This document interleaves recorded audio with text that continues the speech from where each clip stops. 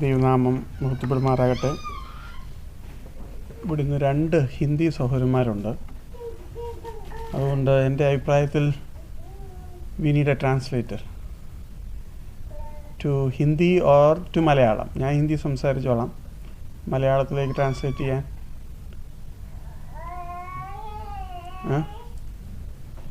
സഹോദരന്മാരാരെങ്കിലും? Brother will be able to do? Brother will be able to? Very fluent in Hindi, but I can try. Which language you are comfortable? I can speak in all the 3. So, I mean, which you can translate? If I speak in English, is it okay? No. They want Malayalam. I will speak in Hindi if you can translate to Malayalam. Or if I will speak in Malayalam, you can speak it to, translate to Hindi. I can try to. Translate to Hindi? Hindi. Fine, come. Let's come. Is it okay? Come. I've never tried this before. Yeah. Because we have 2 brothers and my subject is not easy. So I need some support. देवनामम महत्वपूर्णमारागटे. प्रभु के नाम की महिमा हो. हम इन दिनों में आराधना के संबंध में ഈ ദിവസങ്ങൾ നമ്മൾ ആരാധനയുടെ ബന്ധത്തിലാണ് ചിന്തിച്ചുകൊണ്ടിരുന്നത്. हम आराधना के बारे में पहले दिनों में सोच रहे थे और पढ़ रहे थे. आराधना हम सभी करते हैं, लेकिन Does everybody understand Hindi? No, that's a problem. Okay. Okay, ആരാധന എല്ലാവരും ചെയ്യുന്ന ഒന്നാണ് എങ്കിലും പലപ്പോഴും അതിനെക്കുറിച്ച് ഉറപ്പില്ലാതെയാണ് നാം ചെയ്യുന്നത്. आराधना सब जानते हैं, लेकिन उसके बारे में सही जानकारी सब लोगों को नहीं है. പലപ്പോഴും വ്യക്തമായി ചോദിച്ചാൽ ഉത്തരം പറയാതെ ഇരിക്കുന്ന ഒരു അവസ്ഥയാണ് ആരാധന. आराधना के बारे में हम कभी किसी को स्पष्ट प्रकार से हम प्रश्न करेंगे तो शायद वो उत्तर नहीं दे पाएंगे उसके बारे में. ഞാൻ ഉദ്ദേശിച്ചത് പ്രത്യേകിച്ചും ഈ ചോദ്യം, എങ്ങനെയാണ് ആത്മാവിലും സത്യത്തിലും ആരാധിക്കുന്നത് എന്ന ചോദ്യം. हम ये प्रश्न अगर विचारते हैं कि तुम सत्य में और आत्मा में आत्मा और सत्य, आत्मा और सत्य में तुम किस प्रकार से आराधना करते हैं, तो इसका जवाब तो देना कई लोगों को मुश्किल है. അല്ലെങ്കിൽ എങ്ങനെയാണ് ചെയ്യുന്നത് എന്ന് എനിക്ക് പറഞ്ഞതാ എന്നാണ് ചോദ്യമെങ്കിൽ അത് ആകെ കുഴച്ചില്ല. अगर सोचो मैंने किसी को पूछा कि मुझे बताओ कि आत्मा और सत्य में किस प्रकार से आराधना करना है, वो भी बताना मुश्किल है. ഇതായിരുന്നു പ്രധാനമായും കഴിഞ്ഞ ദിവസങ്ങളിൽ നാം ചിന്തിച്ച വിഷയം. गए दिनों में हम इसी के बारे में सोच रहे थे. നമുക്കതിനൊരു ഏകദേശ ചിത്രം കിട്ടി എന്ന് ഞാൻ വിചാരിക്കുന്നു. और मैं जानता हूँ कि इसके बारे में हमें थोड़ा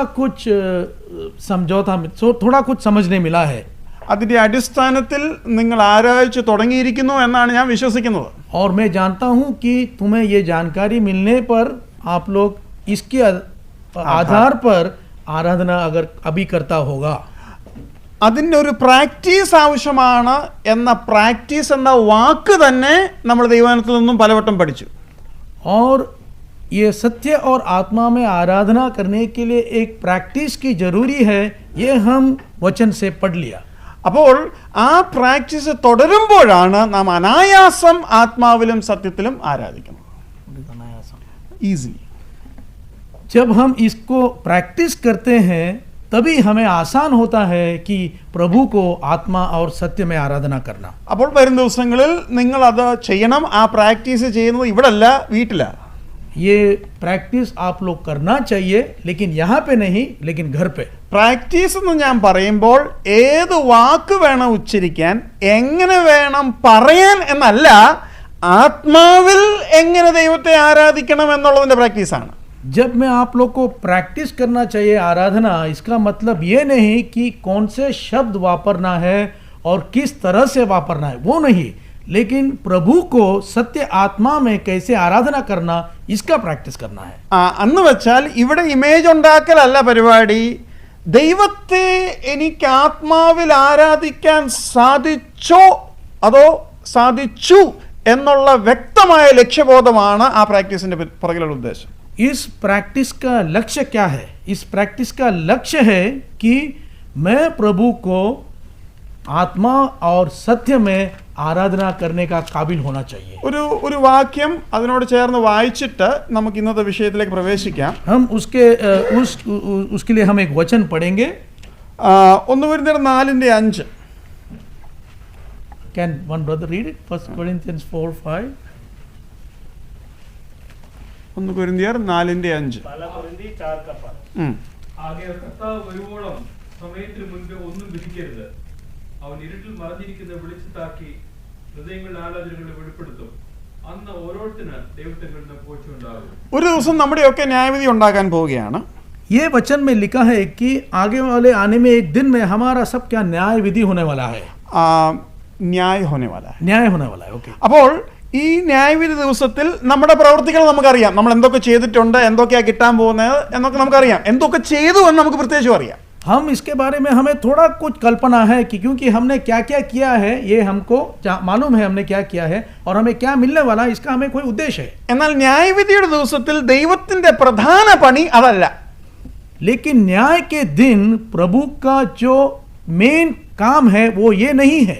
കർത്താവ് ഈ പ്രവൃത്തികളെ ഇങ്ങോട്ട് കൊണ്ടുവന്നിട്ട് ആ പ്രവൃത്തി ചെയ്ത സമയത്ത് എൻ്റെ ഹൃദയത്തിലെ വിചാരങ്ങളെ പുറത്തു കൊണ്ടുവരലാണ് കർത്താവിൻ്റെ പണി.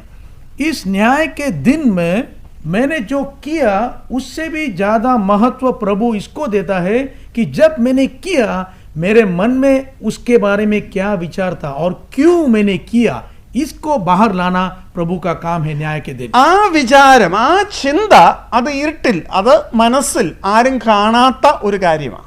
आज मैं जो भी करता हूँ उसका कारण क्या है और उसके बारे में मेरे मन में क्या विचार है वो आप किसी को नहीं मालूम. അതുകൊണ്ട് ഇവിടെ പറഞ്ഞിരിക്കുന്നത് that which is he will bring both comes who will both bring to the light the hidden things of darkness. ഇരുട്ടിലുള്ളത് വെളിച്ചത്ത് കൊണ്ടുവരും. प्रभु इस न्याय के दिन में जो बात अब अंधेरे में है उसको रोशनी में लाएगा. ഹൃദയത്തിന്റെ വിചാരങ്ങളാണ്. അത് തെറ്റുമാകാം, ശരിയാകാം. അത് ഇരുട്ടത്തിരിക്കാന്ന് വെച്ച് കഴിഞ്ഞാൽ ആരും കാണാതിരിക്കുന്നു. വെളിച്ചത്തിൽ കൊണ്ടുവരുമെന്ന് വെച്ച് കഴിഞ്ഞാൽ പരസ്യമായി കൊണ്ടുവരും. मन के विचार जो आज किसी को नहीं जानता है, किसी को नहीं मालूम मेरे मन के विचार क्या है, वो अंधेरे में है, उसको प्रभु रोशनी में लाएगा. इसका मतलब सबको जान जाएगा मेरा विचार क्या था. ആ പ്രവൃത്തിയോടുള്ള ബന്ധത്തിൽ मैंने जो भी काम किया उसके कनेक्शन में ये जो मेरे विचार था वो प्रभु रोशनी में लाएगा. പിന്നെ എഴുതിയിരിക്കുകയാണ് ദൻ. അവിടെ മലയാളത്തിൽ എങ്ങനെയാ പറയുക? അന്ന് അല്ലെങ്കിൽ അപ്പോൾ, അന്ന്.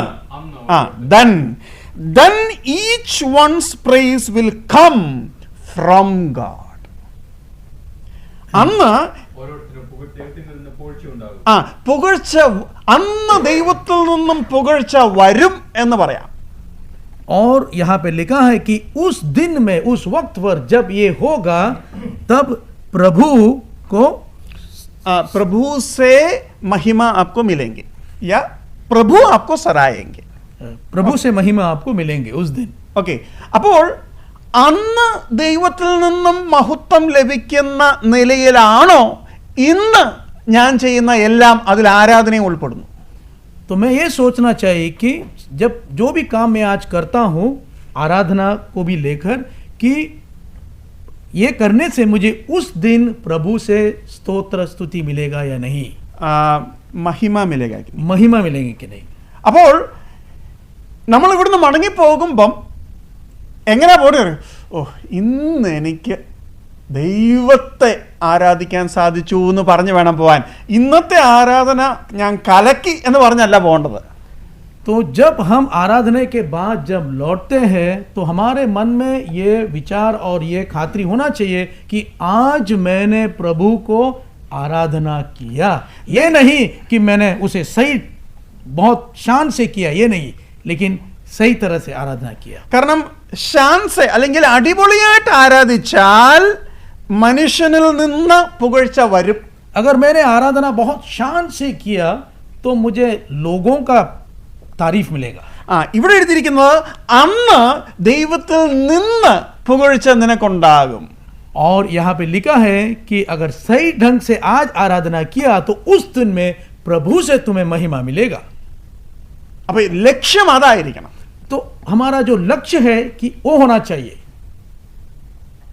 പലപ്പോഴും ഇപ്പോൾ ഉദാഹരണത്തിന് എനിക്ക് ബ്രദറിനൊരു ഗിഫ്റ്റ് കൊടുക്കണം, ബ്രദറിനോട് എനിക്ക് വലിയ നന്ദിയുണ്ട്, ബ്രദറിനെ എനിക്ക് സന്തോഷിപ്പിക്കണം. आज भाई मुझे एक भेंट देना चाहता है, मुझे संतुष्ट करना चाहते हैं. എക്സാമ്പിൾ ആകട്ടോ. सिर्फ एक उपमा है, एग्जाम्पल है. ഓക്കെ. അപ്പം പ്രധാനമായും ഗിഫ്റ്റ് കൊടുക്കാൻ നേരം ഒരു വ്യക്തി ചിന്തിക്കുന്ന എന്നാണെന്നറിയാമോ? ആ പുള്ളിക്ക് എന്തുവാ വേണ്ടിയതെന്ന് രഹസ്യമായി അറിയാൻ ശ്രമിക്കും. जब मैं किसी को एक भेंट देना चाहता हूं तो मैं जानने की कोशिश करेंगे कि उस व्यक्ति को क्या चाहिए, क्या पसंद है. ചിലപ്പോൾ അതൊരു നിസ്സാര കാര്യമായിരിക്കും, ചിലപ്പോൾ അത് വലിയ കാര്യമായിരിക്കും. अगर छोटा हो सकता है, बड़ा हो सकता है, लेकिन मैं रहस्य से किसी भी तरह जानने को कोशिश करेंगे कि उसे क्या चाहिए. ഞാൻ എന്നിട്ട് ഗിഫ്റ്റ് കൊടുക്കും. और मैं भेंट दूंगा.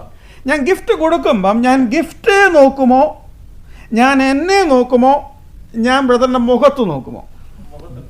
जब हम भेंट किसी को देते हैं, क्या हम भेंट को देखते हैं या खुद को देखते हैं या देने वाले आदमी को देखते हैं? അദ്ദേഹത്തിന്റെ മുഖത്തെ എക്സ്പ്രഷൻ നോക്കുക. എന്നിട്ട് നമ്മൾ ചോദിക്കും, ഇഷ്ടപ്പെട്ടോ? हम उस जो भेंट देते हैं उसके चेहरे पे देखेंगे और पूछेंगे आपको पसंद आया जो मैंने दिया? എത്ര ചെലവ് ചെയ്താലും ആ മുഖത്തെ പ്രസാദമില്ലെങ്കിൽ നമുക്ക് സന്തോഷമില്ല. अगर मैंने क्यों ना काफी पैसा खर्चा किया हो, लेकिन जब भेंट देता है लेने वाला आदमी संतुष्ट नहीं है तो मैं उदास हो जाऊंगा. ഞാൻ ഇങ്ങനെ സന്തോഷിക്കുമോ? നല്ല കാശ് മുടക്കി മേടിച്ചതാ, എനിക്കത് മതി, എനിക്ക് സന്തോഷം. നല്ലപോലെ കാശ് ചിലവായല്ലോ, എനിക്കതാ സന്തോഷം. ഇനി സന്തോഷിച്ചാലും ഇല്ലെങ്കിലും ഞാൻ ഗിഫ്റ്റ് കൊടുത്തു, അങ്ങനെയാണ് നമ്മൾ സന്തോഷിക്കുന്നത്. या मैं सोचेंगे देखो लेने वाला आदमी इसे पसंद किया या नहीं किया, मेरे को एक चीज जानता हूं कि मैंने इसके लिए बहुत पैसा खर्चा किया, वो संतुष्ट हुआ या नहीं मुझे कोई ताल्लुक नहीं. അങ്ങനെ ഒരിക്കലും ഒരു ഗിഫ്റ്റ് ഇല്ല. ऐसा कोई भेंट नहीं दे सकता. നമ്മൾ ദൈവത്തെ ആരാധിക്കുമ്പോൾ ഭേട്ട് അല്ലെങ്കിൽ ഭേണ്ട് അത് നമ്മൾ കൊടുക്കുമ്പോൾ നമ്മൾ മുഖത്തേക്ക് നോക്കണം. ആ കർത്താവിൻ്റെ മുഖപ്രസാദം, അവൻ്റെ മുഖപ്രസാദം ലക്ഷ്യം വെച്ചാണ് പോകുന്നതെങ്കിൽ ന്യായവിധിയുടെ ദിവസത്തിൽ അവനിൽ നിന്ന് പുകഴ്ചയുണ്ടാവും. ആരാധനയുടെ തൃപ്തി അവൻ്റെ മുഖത്തെ പ്രസാദമായിരിക്കണം. जब हम प्रभु को आराधना देते हैं, हमारे मन में भी यही विचार होना चाहिए क्या प्रभु हमारे आराधना से, हमारे भेंट से संतुष्ट हुआ या नहीं. अगर संतुष्ट हुआ तो न्याय के दिन में हमें उससे महिमा मिलेगा, उससे स्तुति मिलेगा. ഞാനിങ്ങനെ പറയാറുണ്ട്, ന്യായവിധി ദിവസത്തിൽ നമ്മളെല്ലാവരും ഇങ്ങനെ വന്ന് നിൽക്കും. मैं ऐसा कभी कभी ऐसा बोलता हूँ कि न्याय के दिन में हम सब प्रभु के सामने ऐसे खड़ा रहेंगे. പഴയ നിയമ വിശുദ്ധന്മാരും പുതിയ നിയമ വിശുദ്ധന്മാരും ഒക്കെ വരും. पुराने नियम के जो विश्वासी थे वो और नए नियम के जो विश्वासी हैं वो सब रहेंगे वहाँ पे. ഈ മോശയൊക്കെ ഒന്ന് മാറാൻ ടൈം എടുക്കും, കാരണം പുള്ളിക്ക് ഒത്തിരി റിവാർഡ് കൊടുക്കണേ. मूसा जो है वो जब भेंट लेने जाएगा तो काफी टाइम लगेगा. क्यों? उसको बहुत भेंट मिलेगा प्रभु से. 40-40 വർഷം കർത്താവിനെ സേവിച്ചതാ. वो 40 साल तक प्रभु का सेवा किया. അപ്പൊ കർത്താവ് ഇങ്ങനെ മാർക്ക് ഇടും, പിന്നെ അവന് പോയിന്റ് കൊടുക്കും, പിന്നെ മാർക്ക് ഇടും, പോയിന്റ് കൊടുക്കും, റിവാർഡ് കൊടുക്കും. സമയം അപ്പൊ നമ്മൾ വെയിറ്റ് ചെയ്തിരിക്കുക, ഇവരൊക്കെ ഒന്ന് തീർന്നിട്ട് വേണേ നമ്മുടെ ലൈൻ വരാൻ, നമ്മുടെ നമ്പർ വരാൻ. तो हम ऐसे इस प्रकार से विचार कर सकते हैं, मूसा जैसा आदमी को तो बहुत भेंट मिलेगा, प्रभु बहुत पॉइंट देगा, तो उसके न्याय में काफी टाइम लग जाएगा. हम तो इंतजार में रहेंगे वहाँ पे. അവസാനം പുതിയ വിശ്വാസികൾ വരും. उसके बाद में नया नियम के विश्वासी आएंगे. ആദ്യകാലത്തെ നമ്മുടെ പിതാക്കന്മാരൊക്കെ വരും. हमारे जो पुराने जो विश्वासी थे, जो कलीसिया के आरंभ में जो थे, അപ്പോൾ അവരിങ്ങനെ നോക്കുന്നുണ്ട്, കൊച്ചുമക്കളൊക്കെ വരുന്നുണ്ട്, അവർക്കും വല്ലതും നമുക്ക് കിട്ടുന്ന പോലെ അവർക്കും കിട്ടുമെന്നൊക്കെ പ്രതീക്ഷിച്ച് അവരിങ്ങനെ മേടിച്ച് പോവാ. और वो भी देखेंगे कि भाई हमारे जो आने वाली जो पीढ़ी है वो भी है यहाँ पे, शायद उनको भी कुछ मिलेंगे. അപ്പം നമ്മുടെ നമ്പർ വരും. आखिर में हमारे नंबर आएंगे. കർത്താവ് പേപ്പർ നോക്കും. प्रभु शायद पेपर देखेंगे. ഞാൻ എന്താ പറയുന്നത്, ഈ ബൈബിൾ സ്കൂളിൽ പഠിപ്പിക്കുന്ന ആളാണ്. मैं भाई बोलते हैं कि वो बाइबल स्कूल में सिखाते हैं. ചില പേപ്പർ നോക്കാൻ ഭയങ്കര എളുപ്പമാണ്, കാരണം ഒന്നും എഴുതിയിട്ടില്ല. तो ये मैं जब सिखाता हूँ तो परीक्षा के टाइम में कोई पेपर देखना बहुत आसान है. क्यों? उसमें कुछ लिखा ही नहीं होता है, उत्तर है ही नहीं उसमें. 00000 അവസാനം കാൽക്കുലേറ്റ് ചെയ്ത് വരുമ്പം 4 മാർക്ക് 5 മാർക്ക്. അപ്പോൾ എളുപ്പം കാൽക്കുലേറ്റ് ചെയ്യാം. ഈ 50-55 മാർക്ക് മേടിക്കുന്നവൻ്റെ ഓരോന്നും നോക്കി അവൻ പിന്നെയും വന്ന് ചോദിക്കും, സാറേ എനിക്ക് 1/2 മാർക്ക് അവിടെ തന്നില്ലെന്നൊക്കെ പറയും. तो कोई स्टूडेंट्स जो है जो जब परीक्षा लिखते हैं तो उनके आंसर पेपर बहुत आसान है क्योंकि कुछ लिखा नहीं होता है, लेकिन जो ज़्यादा मार्क मिला है उसके आंसर पेपर देखने में टाइम जाता है. ഞാൻ പറഞ്ഞത്, നമ്മൾ ദൈവസേനയിൽ വരുമ്പം ചിലപ്പോൾ ഇങ്ങനെ ആയിരിക്കും, ജോർജ് മാത്യു ടക് ടക് ടക് ടക് ഒന്നുമില്ല, നെക്സ്റ്റ്. तो प्रभु के सामने न्याय के दिन में वो अगर परीक्षा के समान होगा तो शायद हमारे आंसर पेपर देखकर प्रभु जल्दी जल्दी मार्क डालेगा. काफी मार्क नहीं, 3 या 4 मार्क दिया, चले जाओ आगे. तो ഞാൻ പറഞ്ഞത് ഈ തലമുറയിലെ വിശ്വാസികൾ വരുമ്പം കർത്താവിന് മാർക്ക് നോക്കാൻ വളരെ എളുപ്പമായിരിക്കും. പടയെന്ന് എല്ലാവരും പറഞ്ഞു വിട്ട് ന്യായവിധിയും തീർക്കുമെന്നാണ് എൻ്റെ വിചാരം. शायद मेरा ये विचार है कि इस पीढ़ी के जो विश्वासी लोगों का न्याय जब होगा प्रभु उसे बहुत जल्दी खत्म करेगा, क्योंकि कोई कुछ ज्यादा किया नहीं होगा. കർത്താവ് അത് ഹിന്റ് തന്നിട്ടാ പോയത്. प्रभु जो है इसके बारे में हमें एक हिंट दिया है. एक निशानी दिया या सूचना एक चिन्ह दिया. एक चिन्ह दिया है प्रभु इसके बारे में. ഇഷാര ദിയ. हाँ, इशारा दिया है. ഓക്കെ. അപ്പം അത് എവിടെ കർത്താവ് പറഞ്ഞു മനുഷ്യപുത്രനും വരുമ്പോൾ डिफाइंड राइटनेस. വിശ്വാസം കണ്ടെത്തുമോ? प्रभु ने इसके बारे में एक छोटा सा एक क्लू दिया है कि मैं जब लौट आएगा तब इस दुनिया में नीति होगा या नहीं. വിശ്വാസം. विश्वास. വിശ്വാസ് എന്ന് പറഞ്ഞാൽ വിശ്വാസ്. विश्वास. Okay. Okay. Because in English the word is righteousness. that we have to see. Okay. വിശ്വാസം കണ്ടെത്തുമോ എന്നാണ് ചോദ്യം. तो प्रभु जब इस जग में लौट आएगा तो जग में विश्वास पाएगा या नहीं. ഞാനത് പറയാൻ കാരണം വിശ്വാസിയെ കണ്ടെത്തുവോ എന്നല്ല, വിശ്വാസി കാണും. ബ്രദറുകാർക്ക് ഇഷ്ടംപോലുണ്ട്. तो प्रभु ये नहीं कहता है कि जब मैं लौट आएगा इस जग में विश्वासी होगा या नहीं. विश्वासी होगा लेकिन उनके पास विश्वास शायद नहीं होगा. വിശ്വാസ് എന്ന് ഞാൻ പറയാൻ കാരണം ഞാൻ നേരത്തെ പറഞ്ഞു വിശ്വാസം എന്ന് പറയുന്നിടത്തൊക്കെയും നമുക്ക് ഏത് വാക്കിടാം? ധൈര്യമായിട്ടങ്ങ് പറ. അപ്പൊ ആത്മാവെന്ന വാക്കിടാം. ആത്മാവിൽ ഉള്ള പ്രവൃത്തികൾ ഇല്ലായകയാൽ, ആത്മാവിൽ നാം ഒന്നും ചെയ്യുകയാൽ കർത്താവ് കണ്ടെത്താത്തത് എന്താ? പുകഴ്ചയ്ക്ക് കൊടുക്കത്തക്കവണ്ണമുള്ള ഒന്നും കണ്ടെത്തുകയില്ല. ഞാൻ ഹിന്ദി പറയാം. मैंने ये कहा था जहां जहां विश्वास शब्द आप देखते हैं उधर उधर आत्मा का शब्द आप इस्तेमाल मतलब डालकर देख सकता है. कहने के मतलब आत्मा से जो काम करते हैं वो परमात्मा के लिए होता है और परमेश्वर उसके लिए सराहेंगे या तारीफ करेंगे. तो प्रभु कहता है मेरे लिए, मुझे खुश करने के लिए अंत के दिनों में कोई काम नहीं होगा, क्योंकि जो भी काम करते हैं वो चारों तरफ के लोगों को खुश करने के लिए होते हैं. इसलिए प्रभु कहता है मैं विश्वास को नहीं पाएंगे, मतलब आत्मा के काम को नहीं पाएंगे. आराधना में भी यही समस्या होता है. आत्मा की आराधना नहीं है, विश्वासियों की आराधना जरूर है. ओके. അപ്പം ഇതാണ് ആരാധനാബന്ധത്തിൽ നമ്മുടെ ചിന്താഭാരം. आराधना के बारे में यही हमारा जो मन के बोझ है. ഓക്കെ. ഇനി കഴിഞ്ഞ പ്രാവശ്യം ഞാൻ പറഞ്ഞ മറ്റൊരു കാര്യം, कई बार मैंने एक और बात बोला था. ആരാധനാ സമയം നമ്മുടെ പാപത്തെ ഓർക്കാനുള്ള സമയമല്ല. आराधना का जो वक्त है हमारे पाप के बारे में सोचने का वक्त नहीं है. ആരെ ആരാധിക്കുന്നുവോ അവന്റെ ധനത്തെ ഓർക്കുന്ന സമയമാണത്. हम जिसके आराधना कर रहे हैं उसके धन के बारे में सोचने का वक्त है. എന്നാൽ അറിഞ്ഞു അറിയാതെയും നാം നമ്മെക്കുറിച്ച് ധ്യാനിച്ചു പോകുന്നു. അതിന്റെ ഒരു കാരണം അവനെക്കുറിച്ച് ധ്യാനിക്കാൻ അധികം ഒന്നും നമ്മുടെ കയ്യിൽ ഇല്ലാത്തതാണ്. लेकिन कई बार ऐसे होते हैं कि आराधना के समय में हम हमारे बारे में ज्यादा बोलते हैं. इसी का कारण ये हो सकता है कि हमें उसके बारे में बोलने के लिए कुछ ज्यादा है नहीं हमारे पास. അതായത് ഇസഹാക്ക് പറഞ്ഞതുപോലെ വിറകുണ്ട്, കത്തിയുണ്ട്, തീയുമുണ്ട്, യാഗത്തിനുള്ള കുഞ്ഞാട് എവിടെ? ആ ചോദ്യമാ. അപ്പം വിറകും കത്തിയും തീയും കുറിച്ച് പറയാനായിട്ട് നമ്മുടെ കയ്യിലുള്ളൂ, കുഞ്ഞാടിനെ കുറിച്ച് പറയാൻ അധികം ഒന്നുമില്ല. इब्राहिम और इसहाक जब बलि चढ़ाने के लिए पर्वत के ऊपर जा रहे थे तो इसहाक ने इब्राहिम को पूछा कि आग है यहाँ पे और छुरी है और लकड़ी भी है जलाने के लिए, लेकिन मेमना कहाँ पे है? तो हम प्रभु को जब आराधना करते आते हैं ये 3 चीज हमारे पास होता है, लेकिन मेमने के बारे में कुछ नहीं. അന്ന് അബ്രഹാം പറഞ്ഞു യഹോവ കരുതിക്കൊള്ളും. യഹോവ കരുതിയതിന് ശേഷവും നമ്മൾ ഇപ്പോഴും പറയുന്നു യഹോവ കരുതുമെന്ന്. इब्राहिम ने इसहाक को क्या जवाब दिया कि मेमना नहीं है लेकिन प्रभु उसका इंतजाम करेंगे. आज भी हम वही कहते हैं. प्रभु इंतजाम करने के बावजूद भी हम यही कहते हैं कि प्रभु इंतजाम करेंगे. എന്നുവെച്ചാൽ ദൈവം കരുതിയതിന് ശേഷവും ഇപ്പോഴും അബ്രഹാമിന്റെ വാക്ക് പറഞ്ഞുകൊണ്ടിരിക്കുക, ദൈവം കരുതിക്കോളും എന്ന് വെച്ചാൽ ഇപ്പോഴും കയ്യിലെ കുഞ്ഞാട് ആവശ്യത്തിന് ഇല്ല എന്നുള്ളതാണ്. आपको समझ में आया कि हम आज भी हम प्रभु ने इंतजाम किया है मेमने का, फिर भी हम कहते हैं कि प्रभु इंतजाम करेगा. क्यों?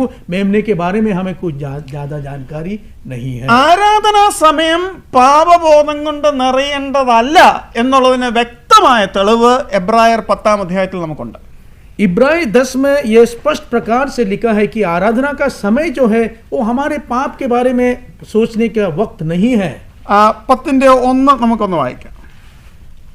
ന്യായപ്രമാണം വരുവാനുള്ള നന്മകളുടെ നീരില്ലാതെ കാര്യങ്ങളുടെ സാക്ഷാത് സ്വരൂപമല്ലായതുകൊണ്ട് ആണ്ടുതോറും ഇടപെടാതെ കഴിച്ചു വരുന്ന അതയാഗങ്ങളാൽ അടുത്തു വരുന്നവർക്ക് സൽഗുണപൂർത്തി വരുത്തുവാൻ ഒരു നാളും കഴിവുള്ളതല്ല. അപ്പോൾ പഴയ നിയമത്തിലെ ആരാധകർ വരുമ്പോൾ ഒരിക്കലും മടങ്ങിപ്പോകുന്നത് സൽഗുണപൂർത്തി വന്നോണ്ടല്ല, സൽഗുണപൂർത്തി വരാതെ അവർ മടങ്ങിക്കൊണ്ടിരിക്കുന്നത്. അതുകൊണ്ട് എല്ലാ വർഷവും അവർ മടങ്ങി വരും. जी, ये नए पुराने नियम के जो आराधना करने के जो लोग आते थे वो जब लौट जाते थे वो पूरी तरह से संतुष्ट होकर, संपूर्ण होकर, पूरी तरह से संपूर्ण होकर नहीं लौट जाते थे. इसीलिए हर वर्ष उनको दोबारा आना पड़ता था. എന്ന് വെച്ചാൽ രണ്ടാം വാക്യം വ്യക്തമായിട്ട് അത് തന്നെ പറയുക. और दूसरे वचन में इब्रानी का 10वां अध्याय और दूसरे वचन में भी हम वही पढ़ते हैं. വായിച്ചാട്ടെ. അല്ലെങ്കിൽ ആരാധനക്കാർക്ക് ഒരിക്കൽ ശുദ്ധീകരണത്തിന് ശേഷം പാപങ്ങളെ കുറിച്ചുള്ള മനോബോധം പിന്നെ ഇല്ലായകൊണ്ട് യാഗം കഴിക്കുന്നത് നിന്നു പോകുകയില്ലയോ? അപ്പൊ യാഗം കഴിക്കുന്നത് നിന്നു പോകാത്തതിന്റെ കാരണം അവരുടെ മനസാക്ഷി ഇപ്പോഴും കുത്തിക്കൊണ്ടിരിക്കുകയാണ്. അപ്പോൾ യാഗം എന്ത് തെളിയിക്കുന്നു? മനസാക്ഷി ശുദ്ധിയായില്ല എന്നതിന്റെ തെളിവാണ് നിരന്തരയാഗം. हम क्यों बोलते हैं कि पुराने नियम में लोग जब आराधना करने के बाद लौट जाते थे पूरी तरह से संपूर्ण नहीं था? क्यों? वो हर वर्ष लौट आते थे. और वो ही नहीं, यहाँ पे स्पष्ट लिखा है कि वो जब आराधना के बाद जाते थे उनको पाप का धुलने के बारे में पूरा खातरी नहीं था, इसीलिए उन लोग दोबारा आना पड़ता था. ഇവിടെ എഴുതിയിരിക്കുന്നത് would have had no more consciousness of sin. അങ്ങനെ ആയിരുന്നെങ്കിൽ അത് പിന്നെ മടങ്ങി വരത്തില്ലായിരുന്നു. वो हर बार लौट आते थे क्योंकि उनको अपने खुद के पाप धुलने का पूरा उनको खातरी नहीं था. ഇതെന്തിനാ ഇപ്പം നമ്മളോട് പറയുന്നേ? और ये इब्रानी लिखने वाला अभी क्यों हमें ये बताता है? ഇപ്പം മനസാക്ഷിക്ക് പാപബോധം ഇല്ലായകയാൽ ഇപ്പോൾ നമ്മൾ യാഗം അർപ്പിക്കുന്നില്ല എന്ന് പഠിപ്പിക്കാനാണ് ഇത് പറയുന്നത്. ये इसीलिए लिखा है कि आज हमें पाप का धुलने का पूरा विश्वास और खातरी है, इसीलिए हम दोबारा बलि नहीं चढ़ाते हैं. അത് 14-ാം വാക്യം നോക്കിക്കേ. 14 वचन पढ़ेंगे, इब्रानी 10 और 14. ഏകയാഗത്താൽ അവർ വിശുദ്ധീകരിക്കപ്പെടുന്നവർക്ക് സദാകാലത്തേക്കും സൽഗുണപൂർത്തി വരുത്തിയിരിക്കുന്നു. സൽഗുണപൂർത്തി വരുത്തിയിരിക്കുന്നു. അങ്ങനെയുള്ളവരുടെ ആരാധനയാ ഇപ്പോഴത്തെ ആരാധന. 14 वचन में लिखा है कि एक बलि से उसने brother will you read it 10:14 Hebrews 10:14 इन हिंदी. क्योंकि उसने एक ही चढ़ावे के द्वारा उन्हें जो पवित्र किए जाते हैं सर्वदा के लिए सिद्ध कर दिया. സർവ്വതാക്കി അപ്പം സിദ്ധ ചെയ്തു കഴിഞ്ഞു. അപ്പം സിദ്ധം എന്ന് വെച്ചാൽ പെർഫെക്റ്റ് ആക്കി കഴിഞ്ഞു. സിദ്ധ ആയവരുടെ അല്ലെങ്കിൽ പെർഫെക്റ്റ് ആയവരുടെ സൽഗുണപൂർത്തി വന്നവരുടെ ആരാധനയാണ് ഇപ്പോഴത്തെ ആരാധന. അപ്പോൾ ഒട്ടും പറയരുതാത്ത കാര്യമാണ് പാപത്തെക്കുറിച്ചുള്ള മനോബോധം ഇല്ലാത്തവരുടെ ആരാധനയാണ് പുതിയ ആരാധന. तो इस बात को गौर से सुनिए आप. नए पुराने नियम में लोग जब बलि चढ़ाते थे उनको पाप का धुलने का खातरी नहीं था, लेकिन यहाँ पे वचन लिखा है कि प्रभु ने अपने खुद के एक ही बलि के साथ में जो विश्वास किया है उनको उसने सिद्ध कर दिया. इसका मतलब अभी पाप के बारे में दोबारा बोलने की कोई जरूरत नहीं. പ്രത്യേക ആരാധനയെങ്കിൽ നാം ദൈവസന്നിധിയിൽ രക്ഷിക്കപ്പെട്ടവരെന്ന നിലയിൽ വിശുദ്ധന്മാരാണ്. നമ്മുടെ ദൈനംദിന പാപം പോലും ആ സമയത്ത് ഓർക്കേണ്ട ആവശ്യം ഇല്ല. तो इसीलिए ये बात हम बहुत महत्वपूर्ण है कि जब हम आराधना के लिए आते हैं हम सिद्ध हुए विश्वासी है, हमें हमारे पाप के बारे में आराधना के समय में दोबारा बोलने की जरूरत नहीं. അപ്പോൾ സിദ്ധായി കഴിഞ്ഞാൽ അല്ലെങ്കിൽ ക്രിസ്തുവിന്റെ യാഗം വന്നു കഴിഞ്ഞാൽ പിന്നെ ഒരു യാഗവും ആവശ്യമില്ലെന്നാണ് നമ്മളിവിടെ പറഞ്ഞത്. हम यहाँ पे पढ़ लिया कि प्रभु का एक बलि के बाद और कोई बलि की जरूरत नहीं है. അബ്രഹാം ഇസഹാക്കിനെ യാഗം അർപ്പിച്ചതിന് ശേഷം, ഇസഹാക്കിന്റെ യാഗം ആരുടെ യാഗത്തിന് നേടല? യേശുക്രിസ്തുവിന്റെ യാഗത്തിന് നേടല. इसहाक का जो बलि चढ़ाना था वो किसके बलि का छाया था? किसका बलि का छाया था? वो प्रभु यीशु मसीह का. जब हिंदी में बोलते हैं तो हिंदी वाले उत्तर देने का, ठीक है? हाँ, तब मलयाली लोग कम से कम तब चुप रहे. ഓക്കെ ഓക്കെ ഓക്കെ അപ്പം ഞാൻ പറഞ്ഞു മനസ്സിലായല്ലോ.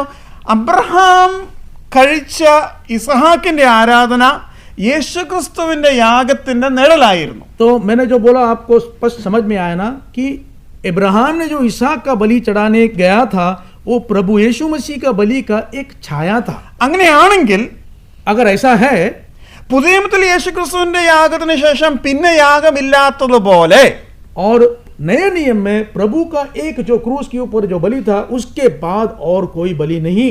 അങ്ങനെ അബ്രഹാമിന്റെ ജീവിതത്തിലും യാഗം കഴിക്കുന്നത് നിന്നു പോകണമായിരുന്നു. तो अगर इसहाक का बलि एक छाया था तो इसहाक के बलि के बाद इब्राहिम और बलि नहीं चढ़ाना चाहिए था. क्यों? उसका जो छाया प्रभु मसीह का बलि था एक ही था, उसके बाद और कोई बलि नहीं. हिंदी भाइयों को समझ में आ रहा है? ओके. वो मुंडी हिलाने से समझ में आ रहा है कि पूरा नहीं आ रहा है? ओके, ठीक है. അബ്രഹാം ഇസഹാക്കിനെ യാഗം അർപ്പിച്ചതിന് ശേഷം എത്ര യാഗങ്ങൾ കഴിച്ചു? अच्छा, इब्राहिम ने जब इसहाक को बलि चढ़ाने ले गया उसके बाद में उसने कितने बलि किए? नहीं किया. और किसी के नजर में नहीं, कोई बात नहीं ब्रदर, आपने उत्तर दे दिया ना. സി അബ്രഹാമിന്റെ ആ യാഗത്തിന് ശേഷം അബ്രഹാം പിന്നെ യാഗം കഴിക്കുന്നതായിട്ട് ദൈവവചനം രേഖപ്പെടുത്തുന്നില്ല. वचन में इब्राहिम ने जब इसहाक को बलि चढ़ाने के लिए मोरिया पर ले गया उसके बाद में वचन में लिखा नहीं है कि इब्राहिम ने एक भी बलि किया करके. ആ യാഗം നമ്മൾ പഠിക്കുകയാണെങ്കിൽ, ആരാധന അല്ല യാഗം എന്ന വാക്കുകൾ കൊണ്ട് നമ്മൾ ശ്രദ്ധിക്കാമെങ്കിൽ അബ്രഹാമിന്റെ 7ാമത്തെ യാഗമായിരുന്നു. 7 എപ്പോഴും സമ്പൂർണ്ണതയാണ്. और अगर हम गिनेंगे कि इब्राहिम ने कितने बलि चढ़ाए थे, इसहाक का जो बलि था वो 7वां था. और 7 जो नंबर है സമ്പൂർണ്ണത को दिखाता है. और वचन में हमेशा संपूर्णता को दिखाता है. ഇവിടെയും പറഞ്ഞു യേശുക്രിസ്തുവിന്റെ യാഗം നമ്മളെ സമ്പൂർണ്ണനാക്കി സദാകാലത്തേക്കും എന്ന് പറയുന്ന പോലെ തന്നെ ഒരു 7ാമത്തെ യാഗം കൊണ്ട് അബ്രഹാമിന്റെ യാഗം നിന്നു പോകുന്നു. പിന്നെ അബ്രഹാമിന് നിഴൽ പ്രകാരം കുറ്റബോധം കൊണ്ട് മടങ്ങി വരേണ്ട ആവശ്യം ഇല്ലായിരുന്നു. और तो इब्राहिम ने जो इसहाक के बलि चढ़ाया वो 7वां बलि था और वो जो प्रभु मसीह के बलि के छाया होने के कारण उसके बाद इब्राहिम ने बलि नहीं किया. ഇനി അതിനോട് ചേർത്ത് നമ്മൾ പഠിക്കാൻ പോകുന്ന കാര്യം വളരെ ഗൗരവമുള്ളതാണ്. ഇതാണ് ഇന്നത്തെ പ്രധാന വിഷയം. 1 കൊരിന്ത്യർ 11-ാം അധ്യായം. और इसके संबंध में आज जो हम आराधना के बारे में पढ़ने वाला है वो बहुत ही महत्वपूर्ण चीज है. हमारा जो टॉपिक आज का यही है. पहले कोरिन्थियर 11 अध्याय. ഈ വേദഭാഗം ആരാധനയുടെ ബന്ധത്തിൽ നാം സ്ഥിരം എടുക്കാറുണ്ട്. हम ये जो वचन है आराधना के समय में हमेशा पढ़ते हैं. എന്തിനാണ് ഈ വേദഭാഗം വായിക്കുന്നത്? पहले कोरिन्थियर 11 हम आराधना के समय में क्यों पढ़ते हैं? പ്രത്യേകിച്ചും വല്ല പുതിയ പാർട്ടീസ് ഉണ്ടെങ്കിൽ ഒന്ന് ചെവിക്ക് പിടിക്കുന്ന പോലെ ഈ വാക്യം വായിച്ച് കേൾപ്പിക്കുന്നത്. और हमारे कलीसिया में अगर कोई नया अगर आया होगा तो हम जरूर इस वचन को पढ़ेंगे, शायद उसकी कान पकड़ने के समान. അവിടെ പറയുന്നത് അതായത്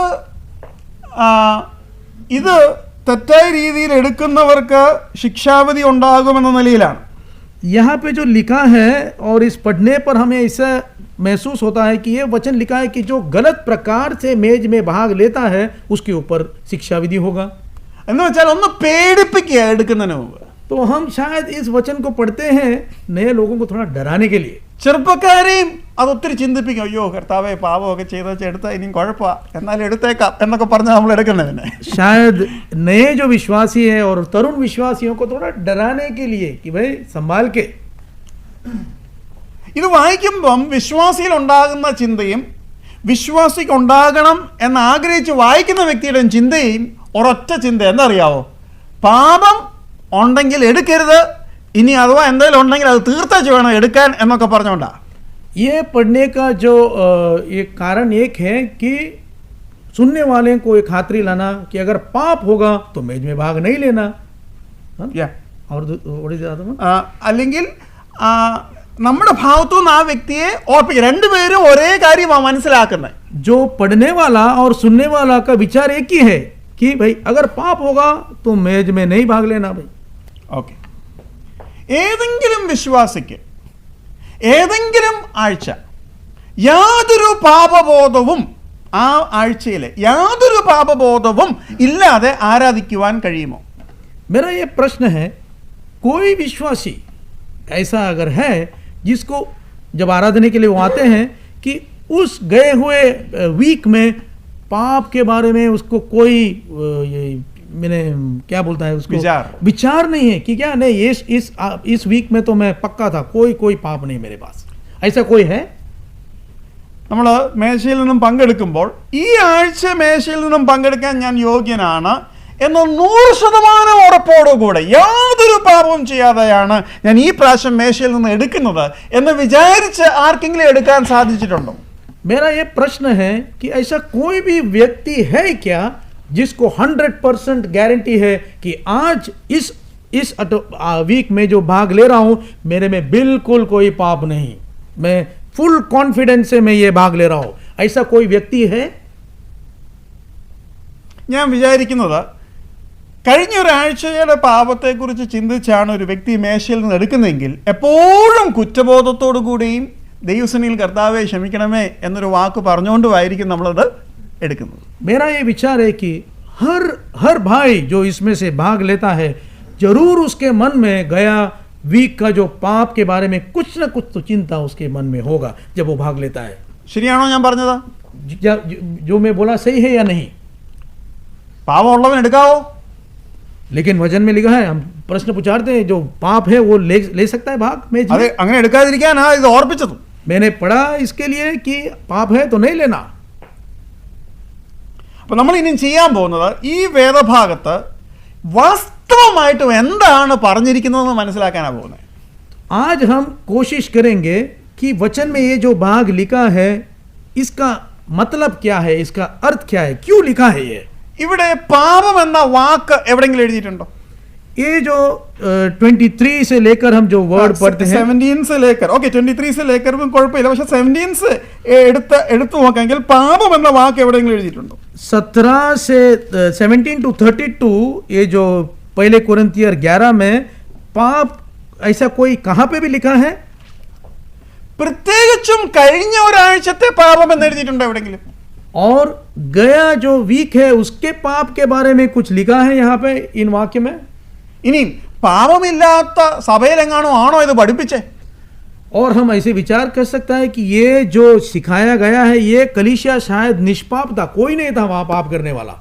ഏറ്റവും കൂടുതൽ പാപവും പ്രശ്നങ്ങളും ഉള്ള ഒരു സഭയിലാണ് പറഞ്ഞത് ഇതിൽ നിന്ന് എടുക്കുന്നവരൊക്കെ വിശുദ്ധരായിരിക്കണോ. हम जानते हैं कि ये जो पत्र लिखा गया कोरिन्थी चर्च के लिए वहां पे बहुत बुरी तरह के पाप था. നമ്മൾ ഇല്ലാത്തൊരു കാര്യം പറഞ്ഞ് പേടിക്കുകയും ചെയ്യുമായിരുന്നു എന്നാണ് എനിക്ക് പറയാനുള്ളത്. मेरा ये विचार है कि जब कलीसियाओं में ये वचन पढ़ रहे थे उसको डरने के लिए और डराने के लिए कर रहे थे और वो मेरे तरह से वो सही नहीं है. ഇനിയും ഇവിടുത്തെ തുടക്കം 17 ഒന്ന് നോക്കിക്കേ. इसका जो आरंभ है 17 वाक्य हम पढ़ेंगे. ഒന്ന് വായിക്കാമോ? ഇനി ആജ്ഞാപിക്കുവാൻ പോകുന്നതിൽ ഞാൻ നിങ്ങളെ പുകഴ്ത്തുന്നില്ല, നിങ്ങൾ കൂടി വരുന്നതിനാൽ.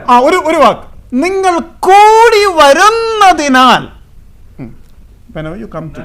മതി 17 वाक्य में ऐसे लिखा है. Can somebody read it Hindi?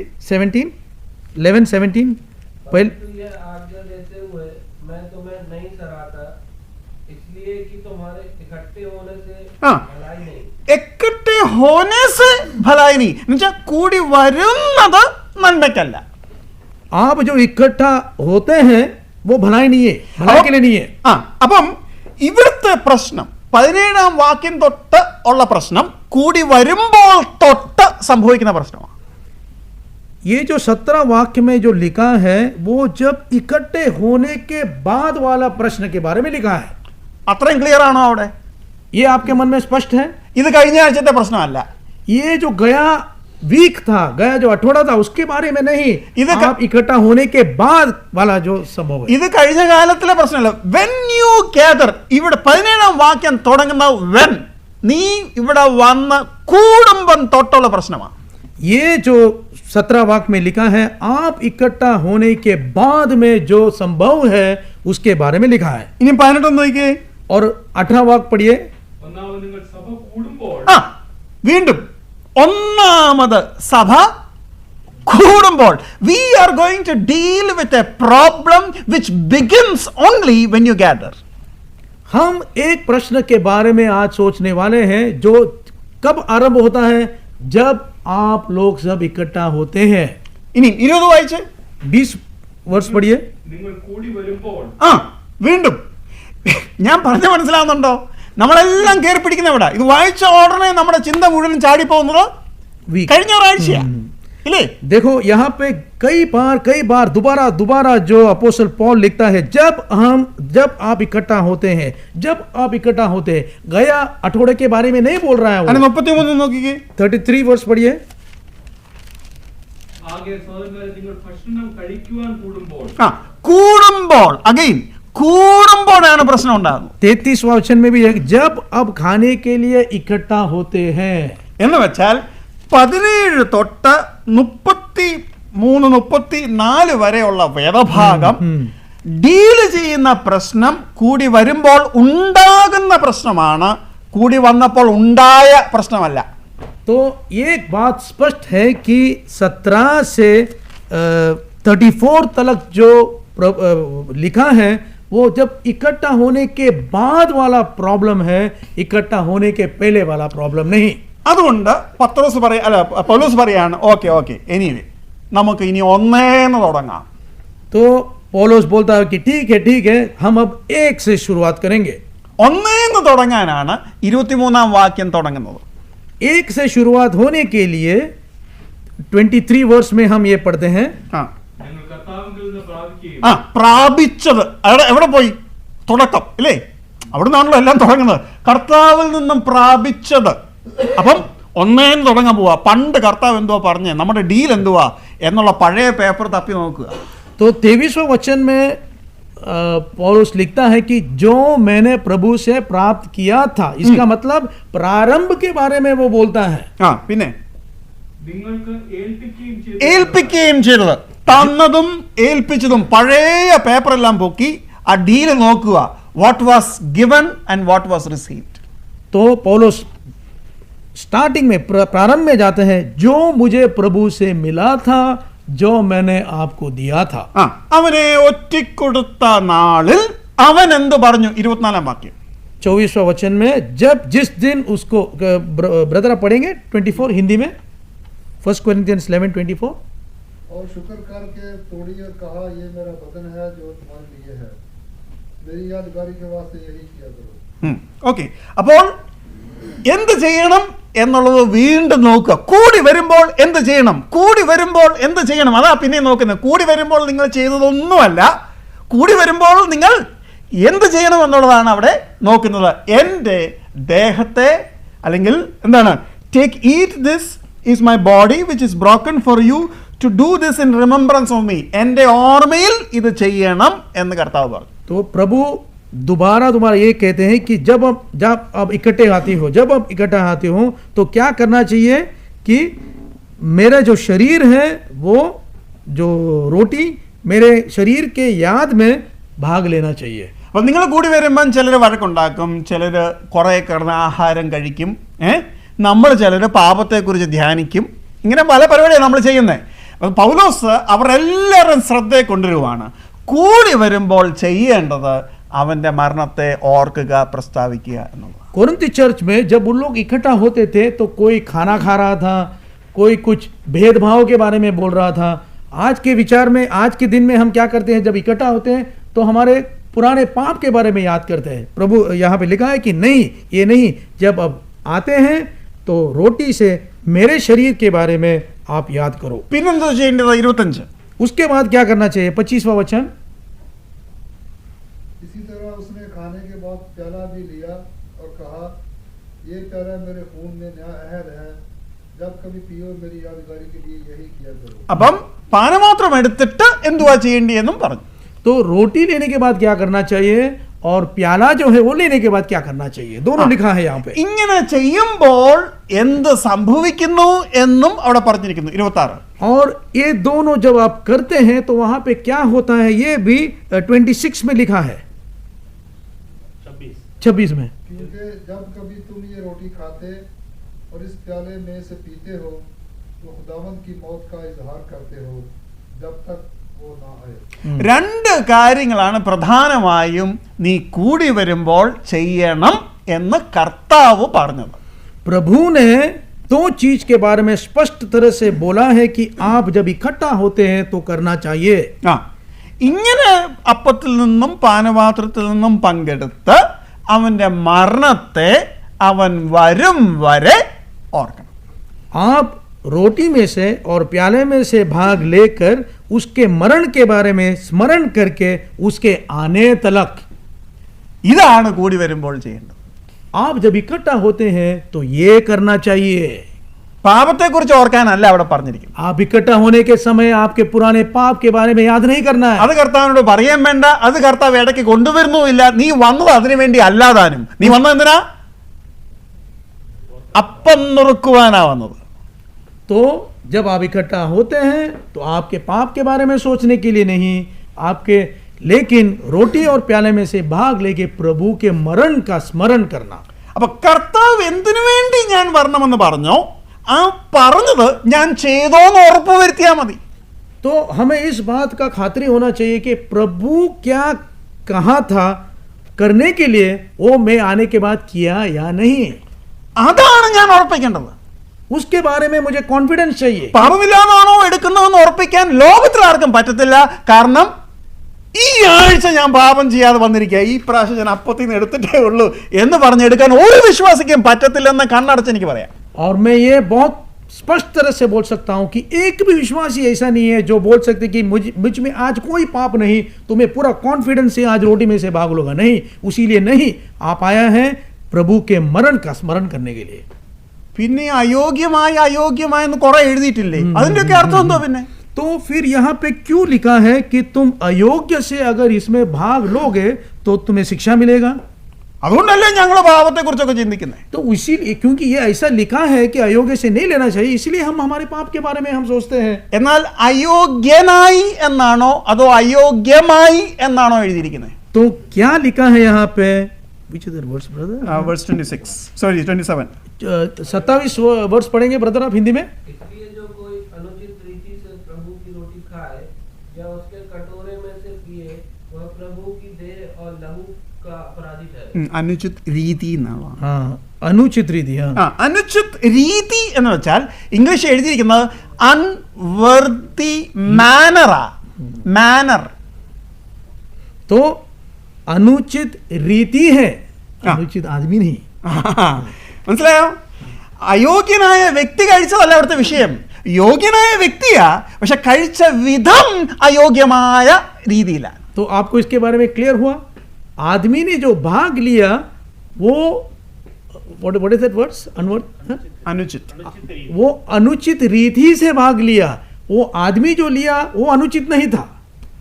അതുകൊണ്ട് അവന്റെ കുറ്റവും അവൻ ചെയ്ത പാപമല്ല, അവന്റെ കുറ്റം ചെയ്ത രീതിയുടെ തെറ്റിന്റെ കുറ്റമാണ്. അതുകൊണ്ടാണ് എഴുതിയിരിക്കുന്നത് will be guilty of the body and blood of the Lord, not the sin which he committed last week. इसका मतलब जो बिना अनुचित रीति से जो भाग लिया उसके पाप नहीं, लेकिन वो जो अनुचित रीति से उसने नहीं लिया उसके लिए उसे शिक्षा मिलेगा. ഞാൻ പറയുന്നത് മനസ്സിലാവുന്നുണ്ടോ? ഇനിയും അയോഗ്യനാണോ അയോഗ്യമായി എന്നുള്ളതാണോ? വീണ്ടും നമുക്ക് നോക്കാം 29. वर्स 29 भी पढ़िए ब्रदर. 29. हाँ. क्योंकि जो खाते पीते समय प्रभु की देह को ना पहचाने वह इस खाने और पीने से अपने ऊपर दंड लाता है. ആ ഇവിടെ ഇംഗ്ലീഷ് എഴുതിയിരിക്കുന്നത് for he who eats and drinks in an unworthy manner. See the eating manner is the issue. Unworthy manner eats and drinks judgement to himself. What is his sin? Unworthy manner. അതുകൊണ്ട് അവിടെ പറഞ്ഞിരിക്കുന്നറിയോ? Not discerning the Lord's body. യേശുക്രിസ്തുവിൻ്റെ ശരീരത്തെ ശരിക്കും വിവേചിക്കാതെ കഴിച്ചു എന്ന കഴിക്കുന്ന രീതിയാണ് അവന് പാപമായിട്ട് 29 എഴുതിയിരിക്കുന്നത്. तो यहाँ पे जो पाप के बारे में जो लिखा है, ये पाप क्या है कि एक व्यक्ति जो है वो अनुचित रीति से मेज में भाग लिया. अनुचित रीति म्हणजे क्या? प्रभु के शरीर और प्याले के बारे में उसे सही ना पहचानते हुए, नहीं पहचानते हुए, उसके गया हुआ पाप नहीं, लेकिन उसने प्रभु के शरीर और प्याले को न पहचानते हुए, उसके मरण को न पहचानते हुए भाग लिया. ये था पाप. അപ്പോൾ ശരിക്ക് ചെയ്യണമെന്നും പാപമില്ലാതെ ചെയ്യണമെന്നും നിങ്ങൾ ആഗ്രഹിക്കുന്നുവെങ്കിൽ അവൻ്റെ മരണത്തെ പ്രസ്താവിച്ച് അവൻ്റെ മരണത്തെ ഓർത്ത് ആ ശരീരത്തിനെ വിവേചിച്ച് കഴിച്ചാൽ തൃപ്തിയായിട്ട് നിങ്ങൾക്ക് ഇവിടുന്ന് ആരാധന കഴിഞ്ഞ് പോകാം. तो अगर आपने प्रभु के मरण के बारे में स्मरण करके भाग लिया तो आप कॉन्फिडेंस से यहाँ से जा सकते हैं कि सही तरह से आपने आराधना നമ്മൾ किया. കോൺഫിഡന്റ് ആയിട്ടല്ല വരുന്നത്, പക്ഷെ കോൺഫിഡന്റ് ആയിട്ട് പോകും. കാരണം നമ്മളോട് കർത്താവ് പറഞ്ഞത് അവൻ ചെയ്തതിനെ ഓർക്കാനാ, നാം ചെയ്തതിനെ ഓർക്കാനല്ല. हम जब आते हैं तो हमारे दिल में शायद खातरी नहीं होगा, लेकिन जब जाते हैं तो खातरी से जाना चाहिए. क्यों? हम प्रभु ने जो किया उसका स्मरण करता है, हम जो किया उसका नहीं. ഒരിക്കലും ഒരു ചെറുപ്പക്കാരൻ ഇങ്ങനെ യൂത്ത് മീറ്റിംഗ് നടക്കുമ്പോൾ ഇങ്ങനെ ചോദിച്ചു. एक जवान दो जहाँ यूथ मीटिंग चल रहे थे तो उसने ऐसा प्रश्न किया. പുള്ളി പുതുതായിട്ട് സ്ഥാനപ്പെട്ടതേ ഉള്ളായിരുന്നു. वो नया नया बपतिस्मा लिया था. അപ്പം പുള്ളി നോക്കിയപ്പോൾ ഈ തിരുവത്താഴ് ഇങ്ങോട്ട് വരുന്ന കുടിച്ചു കഴിഞ്ഞ ഉടനെ എല്ലാവരും ഇങ്ങനെ കണ്ണടച്ച് എന്തോ പ്രാർത്ഥിക്കുന്നു. उसने जब देखा कि जब प्याला और रोटी आते हैं तो लोग उसमें भाग लेते हैं और फिर आंख बंद करके सिर झुकाते हैं. അപ്പോൾ പുള്ളി ഞങ്ങളോട് ചോദിച്ചു, ബ്രദറെ അന്നേരം എന്തോ ഈ പ്രാർത്ഥിക്കുന്നേ? तो उसने एक भाई को पूछा, ब्रदर ये लेने के बाद जो सब सर झुकाते हैं प्रार्थना करते हैं, क्या प्रार्थना करते हैं उन लोग? അപ്പോൾ ആ ബ്രദറിനോട് തിരിച്ചു ചോദിച്ചു, മോൻ എന്തുവാ പ്രാർത്ഥിക്കുന്നത്? तो इस भाई ने वो तरुण ब्रदर को फिर पूछा कि आप क्या प्रार्थना करते हैं? അണ്ണേ പുള്ളി പറഞ്ഞു, കർത്താവ് വല്ല പാപമൊക്കെ ഉണ്ട് ക്ഷമിച്ചേക്കട്ടെ, ഞാനങ്ങ് എടുത്തെന്ന്. तो इसने बताया, ये तरुण ब्रदर ने बताया कि मैंने प्रभु से प्रार्थना की कि मेरा कुछ पाप कुछ होगा तो क्षमा कर देना. ഇതൊക്കെ തന്നെയല്ലേ നമ്മളും പ്രാർത്ഥിക്കുന്നത്? हम भी शायद यही प्रार्थना करते हैं. നമ്മൾ ചിലപ്പോൾ എടുക്കുന്നതിന് മുമ്പ് പ്രാർത്ഥിക്കും, പാവം ചെറുപ്പക്കാരനെ എടുത്തു കഴിഞ്ഞും പ്രാർത്ഥിച്ചുകൊണ്ടിരിക്കുക. हम शायद प्याले और रोटी में भाग लेने के पहले प्रार्थना करेंगे, पाप प्रभु मेरा पाप क्षमा कर दे. അങ്ങനെ ആരാധിക്കുമ്പോൾ നമ്മുടെ ശ്രദ്ധ മുഴുവനും എങ്ങോട്ടാ? अगर हम इस प्रकार से आराधना करते हैं, हमारे पाप के विचार रखे, तो कहाँ पे है हमारा ख्याल? മുഴുവൻ ശ്രദ്ധയും ഞാനും എൻ്റെ പാവവും. അതാ ഈ ആരാധനയെ നമ്മൾ ഈ പറയുന്നത് കൂടെ, കർത്താവേ അയ്യോ പാവി എന്ന് പറഞ്ഞുകൊണ്ട് നമ്മൾ കിടന്ന് നിലവിളിക്കുക. हमारे पूरे ख्याल जो है अपने ऊपर है, हमारे स्वयं के ऊपर है. इसीलिए हम प्रभु के सामने जब आते हैं तो हमारे पाप के बारे में दोबारा हम बोलते रहते हैं. അതുകൊണ്ട് 27-ലും അൺവർത്തി മാനർ, 29-ലും അൺവർത്തി മാനർ. അൺവർത്തി മാനർ എന്താണെന്ന് പറയുന്നുണ്ട്. ആദ്യം പറഞ്ഞത് guilty about the body and blood. 29 പറഞ്ഞിരിക്കുന്നത് not discerning the Lord's body is the sin.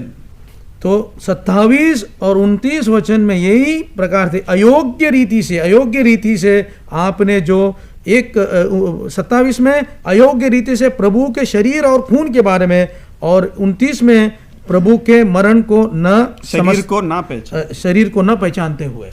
ഇത് കർത്താവിൻ്റെ ശരീരത്തെ കാണിക്കുന്നു, ഇത് അവൻ്റെ മരണത്തെ പ്രസ്താവിക്കുന്നു. കർത്താവെ ഞാൻ നിൻ്റെ മരണത്തെ ഓർക്കുന്നു, ഇത് നന്നായിട്ട് ചെയ്യുവാൻ നീ എന്നെ സഹായിക്കുന്ന സന്തോഷത്തിൽ കർത്താവെ നീ എനിക്ക് വേണ്ടി. നമ്മുടെ കോൺസെൻട്രേഷൻ മുഴുവൻ എങ്ങോട്ടാ? നമ്മൾ കർത്താവിനെ കുറിച്ച് മാത്രമേ ചിന്തിക്കുന്നുള്ളൂ. That's pure worship. हमारे जो विचार है इस मेज में जब हम आते हैं, जब आराधना करने के लिए, हमारे पूरे विचार प्रभु और उसके मरण के ऊपर होना चाहिए, हम और हमारे पाप पर नहीं. കൊരിന്ത് വിശ്വാസികൾ ഈ ചെയ്യേണ്ട കാര്യം കാഷ്വലായിട്ട് അങ്ങ് ചെയ്തു. അവർക്ക് ഇത് ഭക്ഷണമായി. അവർ നമ്മളെപ്പോലെ നുള്ളുവല്ല എടുത്ത്, കൂടുതലെടുക്കുന്നതിന് കുഴപ്പമൊന്നുമില്ല. പക്ഷെ അവര് they were more indulged in to just eating, not discerning the Lord's body. അവർ മരത്തെ ഓർത്തില്ല, ഒന്നും ഓർത്തില്ല. അവർക്ക് ആകെ കൂടെ ഓർക്കാനുണ്ടായിരുന്നു വയറ് നിറയുന്നോ ഇല്ലയോ എന്നുള്ളതായിരുന്നു. कोरिन्थ के विश्वासी जब इस पौलुस इसके बारे में लिखा है तो उस वक्त में ये एक भोजन था. तो कोरिन्थ के विश्वासी जो है वो काफी रोटी लेते थे और खाते थे एक साथ में, लेकिन जब वो करते थे तो प्रभु के मरण का न स्मरण करता था और उसके शरीर को भी न स्मरण करते हुए वो लोग ये किया था. इसीलिए पौलुस लिखा है कि वो लोग गलत तरीके से किया. അപ്പോൾ ദൈവസന്നിധിയിൽ വരുമ്പോൾ യോഗ്യതയെക്കുറിച്ച്, യോഗ്യമായി കഴിക്കുന്നതൊക്കെ, യോഗ്യതയെക്കുറിച്ച് ഞാൻ എന്താണ് ചിന്തിക്കേണ്ടത്? तो എന്റെ യോഗ്യതയെക്കുറിച്ച്. तो जब मैं प्रभु के सन्निधि में आते हैं तो योग्यता बोलेगा तो क्या, मेरा योग्यता क्या है? എന്റെ യോഗ്യതയെക്കുറിച്ച് ഞാൻ എന്താണ് ചിന്തിക്കേണ്ടത്? मैं मेरे योग्यता के बारे में क्या सोचना चाहिए? ആ, എന്താ ചിന്തിക്കേണ്ടതെന്ന് അറിയാമോ? क्या सोचना चाहिए मैं मेरे योग्यता के बारे में जब प्रभु के सामने आराधना करने के लिए आते हैं? तो 1 കൊരിന്ത്യർ 1-ാം അധ്യായം, पहले कोरिन्थियर पहले अध्याय 2-ാം വാക്യം. दूसरा वचन पढ़िए ब्रदर. पहले कोरिन्थियर पहला फर्स्ट चैप्टर दूसरा वर्स. खुदा की उस कलीसिया के नाम जो कुरिन्थुस में है, यानी उनके नाम जो मसीह यीशु में पाक किए गए और मुकद्दस लोग होने के लिए बुलाए गए हैं. ആ, മുഖദ്ദസ് ഹോനെ കെ ലിയെ ബുലായ, കോൾ ടു ബി സെയിൻസ്. നമ്മളെന്തോ നമ്മളെക്കുറിച്ച് ചിന്തിക്കേണ്ടത് ഇതാ ചിന്തിക്കേണ്ടത്. हम हमारे बारे में क्या विचार करना चाहिए कि हमें मुकद्दस होने के लिए बुलाया गया है. കൊരിന്ത വിശ്വാസികൾ 1-ാം അധ്യായത്തിലും വിശുദ്ധന്മാരാണ്. കൊരിന്ത വിശ്വാസികൾ മൊത്തം കൊരിന്ത് ലേഖനത്തിലും വിശുദ്ധന്മാരാണ്. 2 കൊരിന്ത്യരിലും അവർ വിശുദ്ധന്മാരാണ്. कोरिन्थ के जो विश्वासी है पहले अध्याय में विश्वासी है, 17 अध्याय में 11 अध्याय में विश्वासी है और और വിശുദ്ധന്മാരാണ്, സോറി, വിശുദ്ധന്മാരാണ്, वो जो സെയിൻസ് ആണ്, सेंट्स വിശുദ്ധ പവിത്ര ലോക है. पवित्र लोग है. मैंने कोरिन्थ के जो विश्वासी है ये जब पूरा पत्र लिखा है तब वो പവിത്ര ലോക पवित्र ही लोग है. दूसरा पत्र जब लिखता है तभी भी वो पवित्र लोग है. सॉरी, രണ്ടാമത്തെ ലേഖനം എഴുതുമ്പോഴും അവർ വിശുദ്ധന്മാരാ. 2 കൊരിന്ത്യർ 1:1 നോക്കിക്കേ. 1:1, 2 കൊരിന്ത്യർ 1:1. दूसरा कोरिन्थियर में भी जब पौलुस लिखता है तो वो पवित्र ही है, कोरिन्थ के सब विश्वासी. लेकिन क्या लिखता है? दूसरे कोरिन्थियर पहला अध्याय और पहला वचन. पौलुस की तरफ से जो खुदा की मर्जी से मसीह यीशु का रसूल है, और भाई तिमोथियस की तरफ से खुदा की उस कलीसिया के नाम जो कुरिन्थुस में है और तमाम अफिया के सब पुरुषों के नाम. ആ, അവിടെ എന്തോ എഴുതിയിരിക്കുന്നത്? മലയാളത്തിൽ ഒന്ന് വായിക്കാമോ അവസാന ഭാഗം? ആ, സകല വിശുദ്ധന്മാർക്കും. सभी जो पवित्र विश्वासी हैं उनके लिए ये लिखा है. ഈ ഇവിടെ പറയുന്ന വിശുദ്ധി കൊരിന്ത് വിശ്വാസികളുടെ പ്രവൃത്തികൾക്കനുസരിച്ചുള്ള വിളിയാണോ, പേരാണോ ഇത്? ये जो यहाँ पे लिखा है कि ये जो सब जो पवित्र लोग हैं, हम कोरिन्थ के विश्वासियों के जीवन देखेंगे तो हम उनके बारे में ये लिखेंगे क्या, पवित्र लोग? അത് ജീവിതത്തിനെ ആധാരമാക്കിയ ഒരു സ്റ്റേറ്റ്മെന്റോ ടൈറ്റിലോ അല്ല, ക്രിസ്തു ക്രൂശിൽ അവർക്ക് കൊടുത്ത വിശുദ്ധിയുടെ ടൈറ്റിലാണ്. ये जो कोरिन्थ के विश्वासी को पवित्र लोग लिखा है, उनके जो कार्य के ऊपर का सर्टिफिकेट नहीं है, लेकिन प्रभु उनके लिए क्रूस पर मरा, उसका वो जो पदवी उन्हें मिला है कि विशुद्ध. എന്ന് വെച്ചാൽ ക്രിസ്തുവിന്റെ കണ്ണിൽ ഞാൻ വിശുദ്ധനും എന്റെ ദിനം പ്രതിയുള്ള ജീവിതത്തിൽ ഞാൻ അശുദ്ധനുമാണ്. इसका मतलब ये होता है कि प्रभु के दृष्टि में मैं विशुद्ध हूं, मैं पवित्र है, लेकिन मेरे जीवन में जो रोज का जीवन में मैं पवित्र नहीं है. ഞാൻ മേശയിൽ നിന്നും പങ്കെടുക്കുന്നത് അവൻ ക്രൂശിൽ എനിക്ക് തന്ന വിശുദ്ധിയുടെ ആധാരത്തിലാണ്, കഴിഞ്ഞ ഒരാഴ്ചയുടെ വിശുദ്ധിയുടെ ആധാരത്തിലല്ല. तो मैं जब मेज में भाग लेता हूं, मैं इसलिए लेता हूं कि मैं प्रभु मेरे लिए मरा, उसके लिए मैं पवित्र है, उसके आधार के ऊपर मैं भाग लेता हूं, लेकिन मेरे जीवन के आधार के ऊपर नहीं. അവൻ തന്ന വിശുദ്ധിയോടുള്ള ബന്ധത്തിൽ എനിക്ക് ഒരു സംശയവുമില്ല, എന്റെ വിശുദ്ധിയോടുള്ള ബന്ധത്തിൽ എന്നും സംശയ. प्रभु मुझे पवित्र किया है उसके मरण के द्वारा, उसके बारे में मुझे कोई शंका नहीं, लेकिन मेरे जीवन के बारे में पवित्रता का मुझे बहुत शंका है। അപ്പൊ ഞാൻ കർത്താവിനോട് ഞാൻ ആരാധിക്കുമ്പോൾ ഇങ്ങനെ പറയുന്നത്, मैं जब प्रभु का आराधना करता हूं तो मैं इस तरह से बोलता हूं, കർത്താവെ, കഴിഞ്ഞ ഒരാഴ്ചയിലെ എൻ്റെ ജീവിതത്തിന്റെ അടിസ്ഥാനത്തിലല്ല ഞാൻ നിന്റെ അടുക്കൽ വരുന്നത്. ക്രൂശിൽ നീ നിന്റെ രക്തം കൊണ്ട് എന്നെ കഴുകിയ നീ തന്ന വിശുദ്ധിയുടെ അടിസ്ഥാനത്തിൽ ഞാൻ ഈ മേശയിൽ നിന്നും നിന്റെ മരണത്തെ ഓർത്ത് നിന്നെ ആരാധിക്കുന്നു. प्रभु मैं तेरे सन्निधि में आज मेरे जीवन की विशुद्धि के ऊपर नहीं, പവിത്രതാക്കി पवित्रता के ऊपर नहीं, पर तू मेरे लिए क्रूस पर मरा और मैं पवित्र हुआ, इसके आधार के ऊपर मैं इस मैच से तेरे मरण का स्मरण करके मैं भाग ले रहा हूं। നിന്നെ നന്നായി ഞാൻ ഓർക്കട്ടെ. അതാണല്ലോ നിന്റെ ഇഷ്ടം. ഞാൻ നന്നായിട്ട് നിന്നെ ഓർക്കണം, ഇല്ലേ? നിന്റെ മരണത്തെ നന്നായി ഓർക്കണം. രീതി, ഇല്ലേ? വെർത്തി മാനർ, അൺവർത്തി മാനറിന്റെ ഓപ്പോസിറ്റ് വെർത്തി മാനർ. വെർത്തിലി ഞാൻ നിന്നെ ഓർക്കട്ടെ. ഓർത്ത് തൃപ്തിയോടുകൂടെ നമുക്ക് ആരാധന കഴിഞ്ഞ് പോകാൻ പറ്റും. तो हम इस विचार मन में रख के प्रभु का मरण स्मरण करेंगे तो हम योग्य रीति से मैच से भाग ले रहा है। അപ്പം 29ഉം 30ഉം കൂടെ ഇനിയും ചേർത്ത് വായിച്ചേ. पहले कोरिन्थियर 11 11 29ഉം 30ഉം കൂടെ ചേർത്ത് വായിക്കണം. 29 और 30 पढ़ेंगे। पहले कोरिन्थियर 11 29 और 30। लेकिन तुम उसकी तरफ से मसीह यीशु में हो, जो हमारे लिए खुदा की तरफ से हिकमत ठहरा। ब्रदर No, आप no, no, लगता no, है no, दूसरा no. कोरिन्थी पढ़ रहा है. पहला कोरिन्थी 11 का 29 और 30.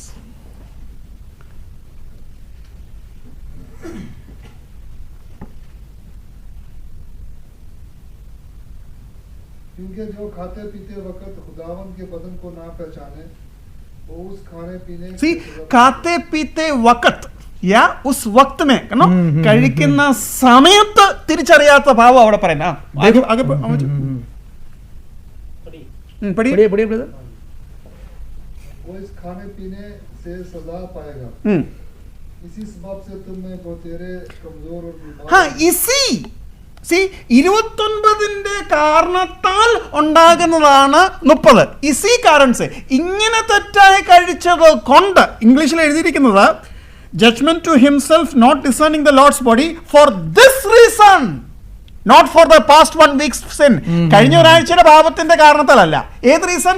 അൺവർത്തിലി മാനർ എടുക്കുന്ന രീതിക്ക് തെറ്റ് സംഭവിച്ചത് കൊണ്ട് നിങ്ങൾ ചിലർ ബലഹീനരും രോഗികളും ഉറങ്ങിപ്പോയവരും അല്ലെങ്കിൽ മരിച്ചു പോയവരുമായിട്ട്. तो 29 और 30 में ये बात एकदम स्पष्ट है कि ये जो आदमी का योग्यता या अयोग्यता गए हफ्ता के बारे की चीज नहीं है, लेकिन उस वक्त पर जब वो मेज में भाग लेता है उसके मन के विचार क्या है, वो अपने खुद के बारे में विचार करता है या प्रभु के मरण के और उसके शरीर के स्मरण करके। അത് ആ കാരണത്താൽ 30 അങ്ങനെ എഴുതി ഫോർ ദിസ് റീസൺ, ആ കാരണത്താൽ അവൻ രോഗികളും അല്ലെങ്കിൽ അതെന്ന്. ओके, तो इसीलिए जब आप भाग लेते हैं उस वक्त पर अयोग्य से लिया, इसीलिए आप में से कोई बीमार है और कोई कमजोर है और कोई निद्र पाया है, ആ സോ ഗയാ ഹൈ. सो गया है। അപ്പം പിന്നെ ആൾക്കാർക്ക് ഒരു സംശയം, 31 അപ്പം എന്തോ ബ്രദർ എഴുതിയിരിക്കുന്നത്? 31 പറഞ്ഞിരിക്കുന്നത് സ്വന്തമായിട്ട് വിധിച്ചാൽ വിധിക്കപ്പെടുകയില്ലെന്നല്ലേ? അതിന്റെ അർത്ഥം നമ്മുടെ കഴിഞ്ഞ ആഴ്ചത്തെ പാപമല്ലേ? तो 31 में क्या लिखा है कि तुम अगर खुद के ऊपर न्याय करोगे तो तुम्हें प्रभु का न्याय नहीं मिलेगा। तो उसका अर्थ क्या है? ഇല്ലേ, മലയാളത്തിൽ എങ്ങനെ എഴുതിയിരിക്കുന്നത്? വിധിക്കപ്പെടുന്നുവെങ്കിലോ നാം ലോകത്തോടുകൂടെ 31 അങ്ങനെയാണ് തുടങ്ങുന്നത്. നാം നമ്മെ തന്നെ വിധിച്ചാൽ വിധിക്കപ്പെടുകയില്ല. നമ്മൾ എന്തോ നമ്മെ തന്നെ വിധിക്കേണ്ടത്? കഴിഞ്ഞ ആഴ്ചത്തെ പാപമല്ലേ നാം പിന്നെയും ചിന്തിക്കുന്നത്? तो 31 में क्यों लिखा है कि अगर तुमने खुद के ऊपर न्याय किया तो तुम्हें न्याय नहीं पाएगा? क्यों ऐसे लिखा है? उसका अर्थ क्या है? ഇത് കഴിഞ്ഞ ആഴ്ചത്തെ പാപമാണോ? ये गया हफ्ते के बारे के पाप के बारे में नहीं लिखा है ये? അപ്പം നമ്മൾ മനസ്സിലായി ഈ കോണ്ടെക്സ്റ്റിൽ നമ്മൾ എന്തോ നോക്കട്ടെ, ഞാൻ പ്രോപ്പർലി ആണോ എടുക്കുന്നതെന്ന് ഞാൻ തന്നെ വിധിക്കണം. इसका अर्थ यही है, या। इसका अर्थ यही है कि जिस वक्त में मैं ये जिस तरीके से मैं ये मेज में भाग ले रहा हूं उसका न्याय मुझे खुद करना है कि मैंने सही तरीके से किया या नहीं. अगर मैं खुद ऐसा न्याय करोगे, അങ്ങനെ ഞാൻ എന്നെ തന്നെ ന്യായം വിധിച്ചാൽ ദൈവം നിന്നെ വിധിക്കത്തില്ല. അപ്പൊ നീ പറയാം, കർത്താവേ എനിക്ക് ശരിക്കും ഓർക്കാൻ പറ്റിയില്ല, എനിക്ക് ശരിക്കും ചെയ്യാൻ പറ്റിയില്ല, അപ്പൊ പിന്നെ ദൈവം നിന്നെ വിധിക്കത്തില്ല. ദൈവം പറയും, ഓക്കെ, അടുത്ത പ്രാവശ്യം നിനക്ക് കുറച്ച് പ്രോപ്പറായിട്ട് ചെയ്യാം, ഡോണ്ട് വറി. तो हम खुद के ऊपर न्याय करना चाहिए कि किस रीति से मैंने प्रभु के मेज में भाग लिया. എന്ന് വെച്ചാൽ എങ്ങനെ നീ എടുത്തു എന്നുള്ളത് ലോകത്തിൽ ആർക്കും നിന്നെ സഹായിക്കാൻ കഴിയുന്ന അത് നീ തന്നെ ചെയ്യേണ്ട ഒരു കാര്യമാണെന്നാണ് പറഞ്ഞത്. കഴിഞ്ഞ ഒരാഴ്ച പാപം ചെയ്ത് ആർക്ക് വേണമെങ്കിലും സഹായിക്കാൻ പറ്റും, ആർക്ക് വേണമെങ്കിലും നിന്നെ ജഡ്ജ് ചെയ്യാൻ പറ്റും. പക്ഷെ നീ എടുത്തുകൊണ്ടിരിക്കുമ്പം കർത്താവിൻ്റെ മരണത്തെ ഓർത്താണോ ചെയ്തതെന്ന് നിനക്ക് മാത്രമേ പറ്റത്തുള്ളൂ. ഇവിടെ വേറെ ആർക്കും പങ്കില്ല. तो पौलुस ये लिखा है कि एक व्यक्ति जो खुद को परीक्षा लेके इसमें लेना है, क्योंकि जब तुम लेते हो योग्य से अयोग्य से लेते हो, वो तुम्हारे सिवा और किसी को नहीं योग्य पता। रीति या अयोग्य रीति से लेते हो, अयोग्य रीतिയാണ് रीति- जोर वरേണ്ടത്. ओके, वो और कोई नहीं बोल सकता है. अगर गए हफ्ते के पाप के बारे में है तो बहुत लोग आपको उसके बारे में बोल सकता है, लेकिन ये जो है सिर्फ आप और प्रभु जानता है. ഇനിയും അങ്ങനെ ചെയ്യാത്തവനെ ദൈവം വിധിക്കും. अगर आपने ये ऐसे नहीं किया तो प्रभु तुम्हारे ऊपर न्याय करेगा. പക്ഷെ അങ്ങനെ ന്യായം വിധിച്ചാലും അങ്ങനെ ന്യായം വിധിക്കുന്നത് എന്തിനാണെന്നറിയാവോ? നീ ലോകത്തോടു കൂടെ വിധിക്കപ്പെടാതിരിക്കാനാ. എന്ന് വെച്ചാൽ അന്നേരം നീ പോകുന്നത് സ്വർഗത്തിലോട്ടാ. जब प्रभु अयोग्य रीति से अगर किसी ने इसमें भाग लिया, उसको न्याय क्यों करते हैं? कि जग के साथ तुम्हारा न्याय न हो, तब भी तुम प्रभु के सन्निधि में जाओगे, लेकिन जग के साथ न्याय नहीं होगा तुम्हारा. എന്ന് വെച്ചാൽ ലോകത്തോടു കൂടെ വിധിക്കപ്പെടാതിരിക്കാനാണ് ദൈവം നിന്നെ വിധിക്കുന്നത്. ആ വിധിയുടെ പേര് ശ്രദ്ധിച്ചോ, ഇംഗ്ലീഷിൽ ചാസ്റ്റൈസ്മെന്റ് എന്നാ. വിധി എന്നല്ല, ബാലശിക്ഷ എന്നാ. जो इंग्लिश में जो उसके लिए जो शब्द लिखा है उसे न्याय नहीं लिखा है, लेकिन जो है वो क्या बोलते हैं ब्रदर, आप उसको वो वर्स पढ़ेंगे 32. താടുന്നാന്നിരിക്കും. അതോ लेकिन खुदावन हमको सदा देकर तरबियत करता है ताकि हम क्या करते हैं, क्या करते हैं ब्रदर? तरबियत तरबियत. तरबियत जो शब्द है वो बच्चों को मारना, पिता जब बच्चों को मारते हैं वो अर्थ है. हिंदी में कैसे है ब्रदर? परंतु प्रभु हमें दंड देकर हमारी ताड़ना करता താടുന കർത്തൻ. താടുന എന്ന് പറയുന്ന ശബ്ദം ബാലശിക്ഷ എന്ന അർത്ഥമാണ് കൊടുക്കുന്നത്, അല്ലെങ്കിൽ ദണ്ഡെന്ന് പറയേണ്ടി വരും. तो प्रभु विश्वासी को जब इसके बारे में जो न्याय है वो न्याय नहीं, लेकिन वो ताड़ना है. എന്നിട്ട് സമ്മറി എങ്ങനെ? സമ്മറി 33 നോക്കിക്കേ. Therefore my brethren, when you come with one past week's holiness എന്നാണോ പറഞ്ഞേ? 33 में क्या लिखा है कि जब हम आते हैं ഞാൻ പറഞ്ഞ പോലെ പറ. तो क्या हम गए हफ्ते के पवित्रता के लेकर- बारे में सोच के आना है, या അങ്ങനെയാണോ എഴുതിയിരിക്കുന്നത്? इस तरह लिखा है? ഇല്ല, നിങ്ങൾ വരുമ്പോൾ എങ്ങനെ കഴിക്കണം എന്നുള്ളതാണ് സമ്മറി. जब हम आते हैं तो किस तरह से, किस प्रकार से भाग लेना चाहिए, उसके बारे में विचार करो. ഇത് ഭയങ്കര ഗംഭീരമായ ഒരു വിഷയമാണ്. ये जो है बहुत महत्वपूर्ण और गंभीर एक विषय है. അതിന്റെ കാരണം എന്താണെന്ന് ചോദിച്ചാൽ क्यों ये गंभीर विषय है, क्यों महत्व है? നമ്മൾ തെറ്റിദ്ധരിച്ചു എന്നുള്ളതല്ല എന്റെ വിഷയം. इसका मतलब ये नहीं कि आज तक हमको इसके बारे में जो विचार था वो गलत था. ഇത് അറിയുമ്പോൾ ഒരു വിശ്വാസി സ്വതന്ത്രനാവുന്നില്ലേ ആരാധനാ സമയത്ത്?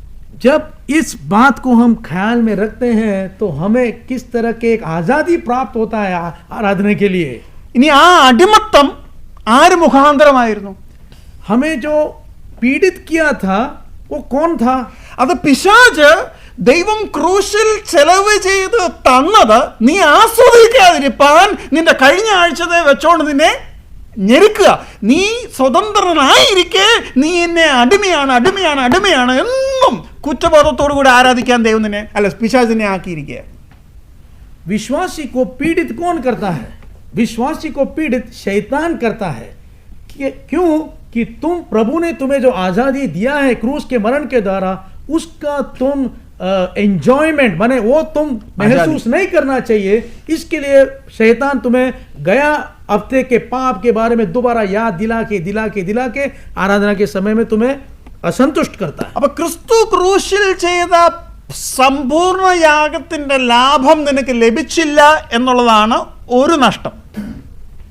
इस विचार से क्या हुआ? एक नष्ट तुम्हारा क्या था?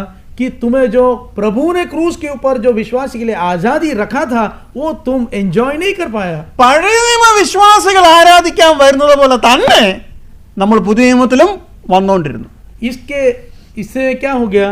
पुराने नियम में जो आराधना करने के लिए लोग आते थे, तुम भी उसी के समान हो गए. കുറ്റബോധമുള്ളവരായി വന്ന് അധികം കുറ്റബോധമുള്ളവരായി മടങ്ങിപ്പോവുകയാണ് ചെയ്യുന്നത്. രോഗം എപ്പം വന്നാലും നമ്മൾ വിചാരിക്കുന്നറിയാവോ, കഴിഞ്ഞ ആഴ്ച എടുത്തതിൻ്റെയാ ഇപ്പം കിട്ടിയത്.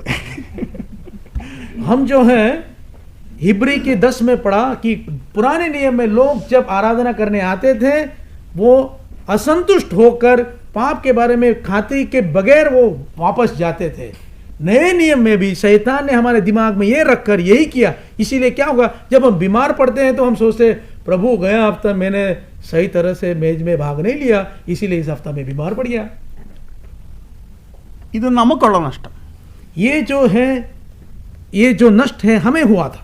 എന്നാൽ ഇതിലും വലിയ നഷ്ടം കർത്താവ് അനുഭവിക്കുക. प्रभु इससे भी बड़ा क्या नष्ट घाटा हमारे इस बर्ताव के कारण पा लिया. ഞാൻ ചെലവ് ചെയ്ത സമ്പൂർണ്ണ യാഗം, അതിൻ്റെ മുഴുവൻ സ്വാതന്ത്ര്യവും അവൻ ഇരിക്കെ ചെയ്ത് അങ്ങനെ ഒരു ക്രൂശമരണമേ സംഭവിച്ചില്ല എന്ന മട്ടിൽ അവൻ ആരാധിക്കുന്നത്.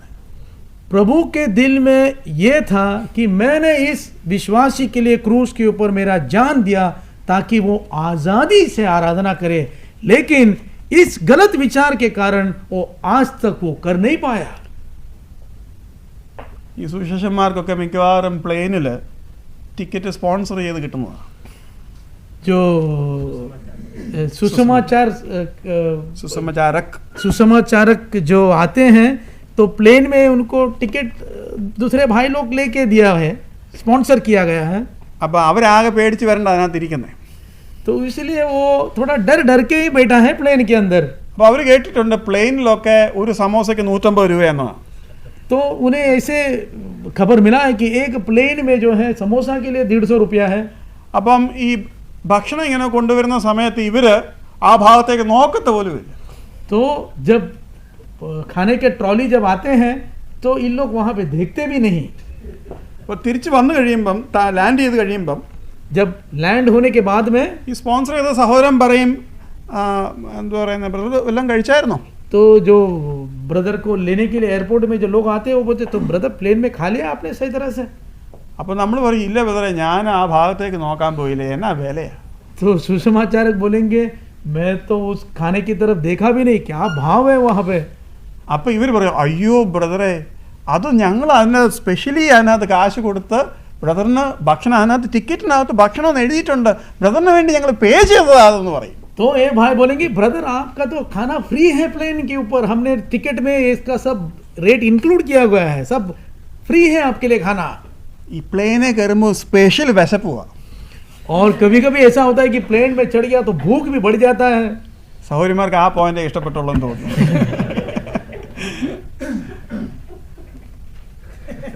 मुझे ऐसा लगता है कि बहनों को इसी एक पॉइंट को पसंद आया. हाँ? ഭയങ്കര നഷ്ടബോധത്തോടുകൂടെ പലരും പോകുന്ന കണ്ടിട്ടുണ്ട്. ഞാൻ എൻ്റെ സാക്ഷ്യമല്ല പറയുന്നത്. हाँ, मैं मेरे बारे में नहीं बोल रहा हूँ, लेकिन कई लोग प्लेन में से उतरते हैं तो कुछ बिना खा के उतरते हैं. क्यों? उनको विचार है कि इसीलिए बहुत पैसा देना पड़ेगा. അങ്ങനല്ല, ആ നഷ്ടബോധം എന്ന് വെച്ചാൽ അയ്യോ ആ നല്ല ആഹാരം അവിടെ വെച്ച് കഴിക്കാൻ സാധിച്ചില്ലല്ലോ എന്ന നഷ്ടബോധത്തോടു കൂടെ വളരെ ദുഃഖത്തോടെ പോകുന്നവരെ കുറിച്ച് ഞാൻ കേട്ടിട്ടുണ്ട്. और मैं ऐसे लोगों के बारे में सुना है कि वो बहुत क्या बोलते हैं दुखी होकर, बहुत दुखी होकर कि जो पुकट में जो मुझे दे रहा था वो भी मैंने लिया नहीं, उस बात का दुख मन में रख के गया है. इसके ऐसे लोगों के बारे में मैंने सुना है. അതിൻ്റെ ചെലവ് 10-100 ദിനാറായിരിക്കും. उसका 100 दिराम होगा शायद. അത് ഒരു പ്രാവശ്യം സംഭവിച്ചതായിരിക്കും. वो एक बार हुआ होगा അടുത്ത शायद. പ്രാവശ്യം ഇവാഞ്ചലിസ്റ്റ് അതിനും കൂടെ മുതലാക്കി തിരിച്ചു പോകും. तो एक बार अगर ऐसा हुआ है तो भाई जब लौट जाएंगे तो उसको वसूल कर कर ही जाएंगे. എത്ര വലിയ ചെലവ് ക്രൂശിൽ കർത്താവ് ചെയ്തിരിക്കെ ഒരായുസ് മുഴുവനും അവൻ്റെ അപ്പം, ദൈവത്തിൻ്റെ അപ്പം അധികാരത്തോടുകൂടെ ദൈവം തന്ന വിശുദ്ധിയുടെ അടിസ്ഥാനത്തിൽ ആനന്ദത്തോടുകൂടെ രുചിച്ച് ആരാധിക്കേണ്ടവൻ സ്വർഗത്തിൽ പട്ടിണി, ആത്മീക പട്ടിണി കൊണ്ട് പോകുന്നത് പറഞ്ഞാൽ തീരാത്ത കടമാണ്. तो इसका तुलना एक विश्वासी के जीवन के साथ कीजिए कि प्रभु ने उसके लिए क्रूस पर जान दिया, उसे आज़ादी दिया, लेकिन जब वो आराधना किया तो उसने सही मन में ये आज़ादी के विचार रखकर नहीं किया, लेकिन उसने उस जो आराधना का संतुष्ट उसने नहीं पाया, तो जब यहाँ से वो चला जाएगा, वो एक इस रीति में बहुत गरीब बनकर जाएगा कि मैंने आराधना आज़ादी में नहीं किया। പലപ്പോഴും കേരളത്തിൽ ഞാൻ മർത്തോമയിൽ നിന്നാണല്ലോ വന്നത്, അപ്പം എനിക്കിവിടെ എന്തോ പറയണമെന്നൊന്നും അറിയാമല്ല. വിശ്വാസികൾ പറഞ്ഞത് കാണാതെ പഠിച്ചത് ഞാൻ പറയാൻ പോവാം. मैंने जो है, मैं विश्वासी कुटुंब में नहीं था, इसके लिए जब मैं विश्वासी कलीसिया में आया तो कई विश्वासियों आराधना के टाइम में जो बोला है वो मैं सुना है और मैं अभी वो बोलने वाला हूँ। അവർ പറയുന്നത്, वो ऐसे बोलते हैं, കഴിഞ്ഞ ഒരാഴ്ച गया हफ्ता ഞാൻ ഇന്ന സ്ഥലത്താണ് ആരാധിച്ചത്, मैं इस जगह में आराधना के लिए गया था, ഇന്ന് ഇവിടെയുള്ള ദൈവമക്കളോട് ചേർന്ന് ആരാധിപ്പാനുള്ള പ്രാഗൽഭ്യം എനിക്കുണ്ടെന്ന് ഞാൻ സഭയെ അറിയിച്ചു കൊടുത്തു. और मैं ये बात कलीसिया को बताना चाहता हूँ कि आज इस कलीसिया के विश्वासियों के साथ ഈ ആഴ്ചയിൽ പങ്കെടുക്കാനുള്ള പ്രാഗൽഭ്യം ഉണ്ടെന്ന്. मैं इस हफ्ता इस जगह के विश्वासियों के साथ मेज में भाग लेने के लिए मैं संतुष्ट हूँ। मैं योग्य हूँ, പ്രാഗൽഭ്യം. अच्छा, मैं योग्य हूँ। Okay okay okay. കഴിഞ്ഞ ഒരാഴ്ച, അതായത് ഈ ആഴ്ചയിൽ പങ്കെടുക്കുവാനുള്ള പ്രാഗൽഭ്യമാ പറയുന്നത്. तो इस हफ्ता आपके साथ मेज में भाग लेने के लिए मैं योग्य हूँ। എന്ന് വെച്ചാൽ उसका मतलब क्या है? ഈ ഒരാഴ്ചയുടെ യോഗ്യത പറയുക അവിടെ. वो गया हफ्ते के खुद के योग्यता के बारे में आराधना के समय में बोल रहे हैं। वो ക്രൂശിൽ അവന് 10 വർഷം മുമ്പ് കിട്ടിയ യോഗ്യതയല്ല അവൻ പറഞ്ഞത്. वो प्रभु को जब स्वीकार किया और प्रभु का मरण का योग्यता के बारे में नहीं बोल रहे हैं। वो അത് മേശയിൽ നിന്നും അയോഗ്യമായി എടുക്കുന്നതിന്റെ എക്സ്ട്രീം പാപത്തിലൊന്നാണ്. ये जो है अयोग्य रीति से मेज में भाग लेने का एक बहुत अच्छा उदाहरण है। बहुत अच्छा എന്നല്ല, അതിന്റെ ഏറ്റവും വികൃത രൂപമാണ്. എന്ന് വെച്ചാൽ നമ്മൾ ഓർക്കാതെ എടുത്തു എന്നുള്ളതല്ല അവിടുത്തെ വിഷയം. എന്റെ യോഗ്യതയുടെ അടിസ്ഥാനത്തിൽ ക്രിസ്തുവിന്റെ യോഗ്യതയെ മറന്നു കളഞ്ഞിട്ട് ധൈര്യത്തോടെ എടുക്കുക, ഞാൻ എടുക്കുമെന്ന് കഴിഞ്ഞ ഒരാഴ്ചയുടെ അടിസ്ഥാനത്തിൽ. It's a big sin. ये एक बड़ा पाप है कि मैं मेरे योग्यता के अनुसार मेरे योग्यता के ऊपर प्रभु का मैच में मैं भाग ले रहा हूं, प्रभु के क्रूस के मरण के योग्यता के अनुसार नहीं। वो एक बहुत बड़ा पाप है। ആ പാപം വാസ്തവത്തിൽ ഇവിടെ എഴുതിയിട്ടില്ല. उसके बारे में यहाँ लिखा नहीं है। അത്രയ്ക്കും അത് എക്സ്ട്രീം ആയി പോയി. അത് എഴുതിയകാര് പോലും ചെയ്യാത്തൊരു കാര്യമാണ്. वो बहुत ही कठिन है कि मैं प्रभु के मेज में भाग ले रहा है मेरे योग्यता के अनुसार। നമ്മുടെ സമയം വളരെ കഴിഞ്ഞു പോയി. हमारे वक्त बहुत चला गया। എന്തെങ്കിലും ചോദിക്കാനുണ്ടെങ്കിൽ ജസ്റ്റ് ഒരു വാക്കിൽ ഉത്തരം പറയാം. किसी को कोई प्रश्न है? आज जो हमने स्टडी लिया इसके बारे में कोई प्रश्न है?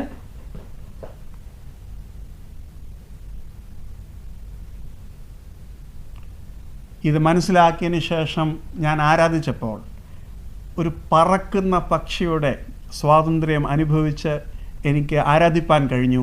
കാരണം അവിടെ എന്നെക്കുറിച്ച് ഒരു ചോദ്യമേ ഇല്ലല്ലോ, അവനെക്കുറിച്ചാണല്ലോ ചോദ്യം. मैं जब ये बात मेरे मन में आया तो मुझे बहुत आज़ादी के साथ, एक पक्षी को जो पिंजरे से निकाल गया है उस आज़ादी के साथ मैंने प्रभु का आराधना किया। Brother, I have a question. അങ്ങനെയാണെങ്കിൽ കഴിഞ്ഞ ആഴ്ചകളോ മാസങ്ങളോ whatever may be, our lifestyle that doesn't make any relation to this one.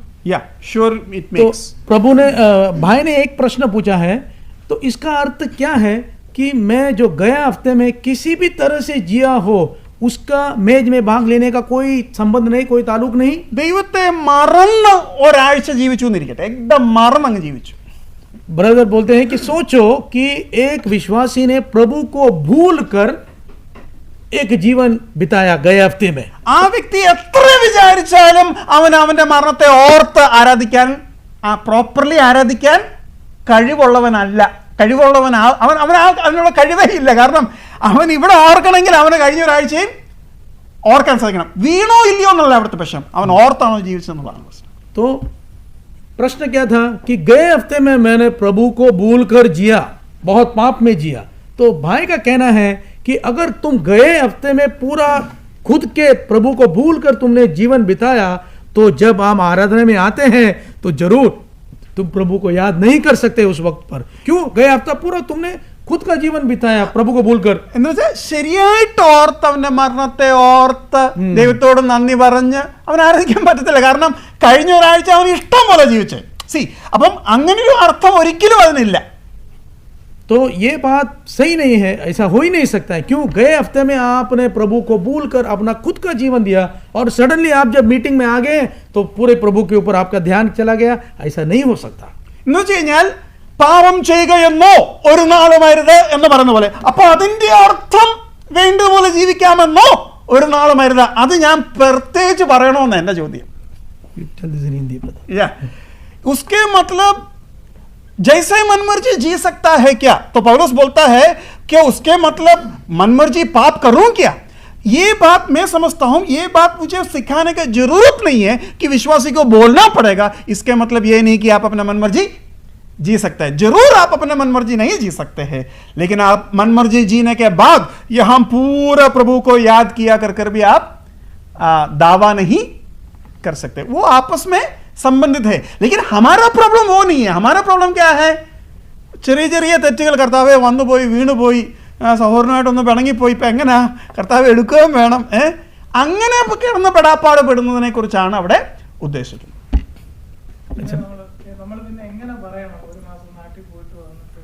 ഒരു മാസം നാട്ടിൽ പോയിച്ചു. ഞാൻ കഴിഞ്ഞ ആഴ്ച ഇന്നടത്തായിരുന്നു ആരാധിച്ചത്, ഇന്ന് ഇവിടെ ആരാധിപ്പാൻ സന്തോഷമുണ്ടെന്നുള്ള വിവരം സഭയെ അറിയിക്കുന്നു. സന്തോഷം മതി, പ്രാഗൽഭ്യം വേണ്ട. തീർച്ചയായിട്ടും ക്രിസ്തുവിൽ രക്ഷിക്കപ്പെട്ട ദിവസം എനിക്ക് തന്ന പ്രാഗൽഭ്യത്തിന്റെ അടിസ്ഥാനത്തിൽ പറയണമെങ്കിൽ പറയാം, ധൈര്യമായിട്ട് പറഞ്ഞു. तो ब्रदर ने एक प्रश्न विचारा कि मैं गांव गया था 1 महीना और कलीसिया में नया आया है छुट्टी के बाद में, तो मैं क्या बोलना चाहिए? तो ब्रदर बोलते हैं कि आप बोलिए कि आराधना करने के लिए विश्वासियों के साथ आप संतुष्ट है, योग्य है करके नहीं, लेकिन आराधना में भाग लेने के लिए विश्वासियों के साथ आप संतुष्ट है. ആരാധിക്കാൻ വരുന്ന സമയത്ത് നിന്റെ സഹോദരൻ നിന്നോട് വല്ലതും ചെയ്തിട്ടുണ്ടെങ്കിൽ അത് reconcile ചെയ്തിട്ട് ഒന്ന് ആരാധിക്കണമെന്ന് okay, let me repeat, let me translate. Brother ने एक प्रश्न विचारा है कि मत्ती में लिखा है कि अगर तुम्हारे भाई को तुम्हारे बारे में कुछ बात का कुछ भेदभाव है, कुछ है तो विरोध है, तो आप उसको पहले सही करके फिर अपना भेंट चढ़ाओ. ആ യാഗം പാപക്ഷമയ്ക്കായിട്ടുള്ള യാഗമാണ്. वो जो भेंट है वो पाप क्षमा के लिए जो भेंट है, അത് വലിയ വ്യത്യാസമാണ്. उसमें दोनों में बहुत फर्क है. അത് പഴയ നിയമത്തിൽ ക്ഷമിക്കപ്പെട്ടവൻ ആരാധിക്കാൻ വരികയല്ല, ക്ഷമയ്ക്ക് വേണ്ടി വരുന്ന യാഗമാണ്. അവിടെ ഇവ ഉണ്ടെങ്കിൽ ഇത് സംഗതി ശരിയാവുകയില്ല. तो वो जो बलि चढ़ाने के लिए जब आते हैं, भेंट चढ़ाने के लिए, वो पाप के लिए बलि है. तो उस समय में तुम्हारे भाई को तुम्हारे अगर कुछ विरुद्ध है तो तुम उसको पहले ठीक करना चाहिए, फिर आके बलि चढ़ाओ. അതിപ്പോഴും ലാഘുവാണ് വേറൊരു വിധത്തിൽ. वो आज भी लागू है लेकिन दूसरे एक रीत में. ഉദാഹരണത്തിന് ഞാൻ ബ്രദറിനോട് ഒരു തെറ്റ് ചെയ്തു, सोचो मैंने भाई से गलती किया, ഞാൻ ദൈവത്തോട് ക്ഷമ ചോദിക്കുക, मैं प्रभु से मैं क्षमा मांग रहा हूं. അന്നേരം ദൈവം പറയും ഇത് തീർക്കാതെ ഇവിടെ ക്ഷമിച്ചിട്ട് കാര്യമില്ലല്ലോ. അത് അന്നേരവും പറയും, പക്ഷെ ഇത് ആരാധന ബന്ധത്തിലല്ല. तो प्रभु मुझे बोलेगा कि तू पहले अपने भाई के साथ तू सेटल हो जा, फिर तू मुझसे प्रार्थना कर क्षमा करने के लिए. Is there any other dangerous question? brother wanted to ask you. No, same thing. I wanted to ask the question about this. I think when you asked, I was, okay. But when if he asked, I think I will be more. No. I had the same thing that मत्ती में जो लिखा है कि मैं जब आराधना के आते हैं, मैंने भाई के साथ कुछ गलत किया है, हम दोनों में कोई भेदभाव है, कुछ झगड़ा हुआ है, तो कैसे आराधना में आएंगे हम पहले उसको. ഇല്ല, ദൈവവചനത്തിൽ ഒരു കാര്യം രേഖപ്പെടും. ഉദാഹരണത്തിന് മൽക്കീസേദെക്കിന് അപ്പനും അമ്മയും ഇല്ലെന്നല്ല പറഞ്ഞേ, രേഖപ്പെടുത്തിയിട്ടില്ല എന്ന അടിസ്ഥാനത്തിൽ പറഞ്ഞു. അങ്ങനെ അപ്പോൾ രേഖപ്പെടുത്തുന്നതിലാണ് നമ്മൾ കാര്യങ്ങളെ മനസ്സിലാക്കുന്നത്. മനസ്സിലാകുന്നുണ്ടോ?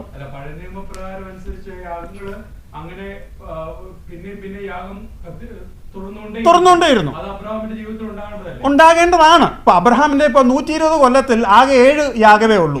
പക്ഷെ 120 യാഗം വരണ്ടേ? അല്ലെങ്കിൽ 75ാമത്തെ വയസ്സിലാണ് വിളിച്ചത്, 25 യാഗം വരണ്ടേ? ദൈവം അത് ചെയ്യുമ്പോൾ കണക്ക് കൂട്ടി ആ 7 തികയ്ക്കുക. അത് അബ്രഹാം അറിയാതെ അബ്രഹാമിന്റെ മേളിലുള്ള ദൈവിക നിയന്ത്രണമാണ്. ഇങ്ങനെയൊക്കെ അത് സംഭവിക്കും. ഉദാഹരണത്തിന് സോളമന്റെ ब्रदर ने प्रश्न पूछा कि अब्राहम के जीवन में क्या सिर्फ सातवां बलि के बाद वो बंद कर दिया? तो ब्रदर का उत्तर यह है कि वचन में उसके बारे में लिखा नहीं है। मिल्कीसेदेक के बारे में, उसके माँ और बाप के बारे में वचन में लिखा नहीं है। इसका मतलब ये नहीं था कि उसको माँ और बाप नहीं था, लेकिन वचन में लिखा नहीं। हम जो ग्रहण करते हैं वो वचन में जो लिखा है उसके बारे में ग्रहण करते हैं। അബ്രഹാമിന് സന്തതികൾ എന്നല്ല, സന്തതി എന്ന് പറഞ്ഞു. സന്തതികളുണ്ട്, സന്തതികൾക്ക് അനുഗ്രഹം കിട്ടിയില്ലേ? കിട്ടി. പക്ഷെ രേഖപ്പെടുത്തിയത് സന്തതി എന്നാ. അപ്പൊ ഉദ്ദേശിച്ചത് ഇസാക്ക് അല്ലെന്ന് പൗലോസ് തെളിയിക്കുക. ഈ രേഖപ്പെടുത്തുന്നതിനകത്ത് കാര്യമുണ്ട്. या अब्राहम के संततियों करके नहीं लिखा, अब्राहम के संतति या संतान करके लिखा है. और पौलुस बोलता है वो संतान इसहाक नहीं, यीशु मसीह है. मतलब जैसा लिखा वैसे ही सोचने के लिए बोलता है. और उन्होंने പറയാം സാംസന്റെ 7 തലമുടികൾ എന്നാ പറഞ്ഞേ. സി 8 ആയാലോ 10 ആയാലോ 20 ഇല്ലേ? സി 7 എന്ന് പറഞ്ഞാൽ അതിനകത്ത് ദൈവം ചിലത് ഉദ്ദേശിക്കുന്നുണ്ട്. അത് നമ്മൾ വിചാരിക്കുക അതൊരു കോയിൻസിഡൻസ് ആണ്, പക്ഷെ ദൈവിക നിയന്ത്രണത്തിൽപ്പെട്ടതാണ്. तो वचन में जो लिखा गया है वो प्रभु के क्या बोलते हैं, ज्ञान के अनुसार लिखा गया है. अभी सिमसोन के बारे में लिखा है कि उसके 7 बाल के 7 लॉक्स थे, 7 लॉक्स. क्या वो 8 नहीं, 10 नहीं या 12 नहीं हो सकता, क्या पता, लेकिन वचन में लिखा गया है 7. ഏറ്റവും നല്ല ഉദാഹരണമാണ് മൽക്കീസേദക്ക് ഈ കാര്യം. രേഖപ്പെടുത്തിയിട്ടില്ല എന്നതിന്റെ അടിസ്ഥാനത്തിൽ അപ്പനും അമ്മയും ഇല്ലെന്ന് പറഞ്ഞ് മുമ്പോട്ട് പോവുക. കാരണം ആ ക്രമം പറഞ്ഞു, മൽക്കീസേദക്കിന്റെ ക്രമപ്രകാരമുള്ള പൗരോഹിത്യം കൊണ്ടുവരാനായിട്ട് ശരിക്കുമുള്ളൊരു മനുഷ്യനെ കുറിച്ച് അപ്പനും അമ്മയും ഇല്ലെന്ന് പറയാം. കാരണം രേഖപ്പെടുത്തിയിട്ടില്ല. അത് പരിശുദ്ധാത്മാവിന്റെ സ്പെഷ്യൽ നിയന്ത്രണത്തിൽ ചെയ്യുന്ന കാര്യമാണ്. ये सबसे अच्छा जो उदाहरण है, जैसे हमने बताया कि मिल्कीसेदेक के बारे में, उसके माँ और बाप के बारे में वचन में लिखा नहीं है. तो प्रभु का जो तुलना उसके साथ किया जाता है कि इसको भी माँ और बाप नहीं लिखा गया है. इसका मतलब नहीं कि उसको माँ और बाप नहीं था. ഇനി എന്നെ ചോദ്യങ്ങൾ ചോദിച്ച് പേടിപ്പിക്കരുത്. बुआई बोलते हैं कि और प्रश्न विचार कर मुझे पूछ कर मुझे डराए नहीं. പേടിച്ചവർ എന്തെങ്കിലും പറഞ്ഞാൽ കൂടുതൽ പേടിയുണ്ടാവും. ഓക്കെ, കർത്താവ് നമ്മളെ സഹായിക്കട്ടെ. ദൈവനാമം മഹത്വപ്പെടുന്നു. प्रभु हमें सहायता करे, उसके नाम की महिमा हो.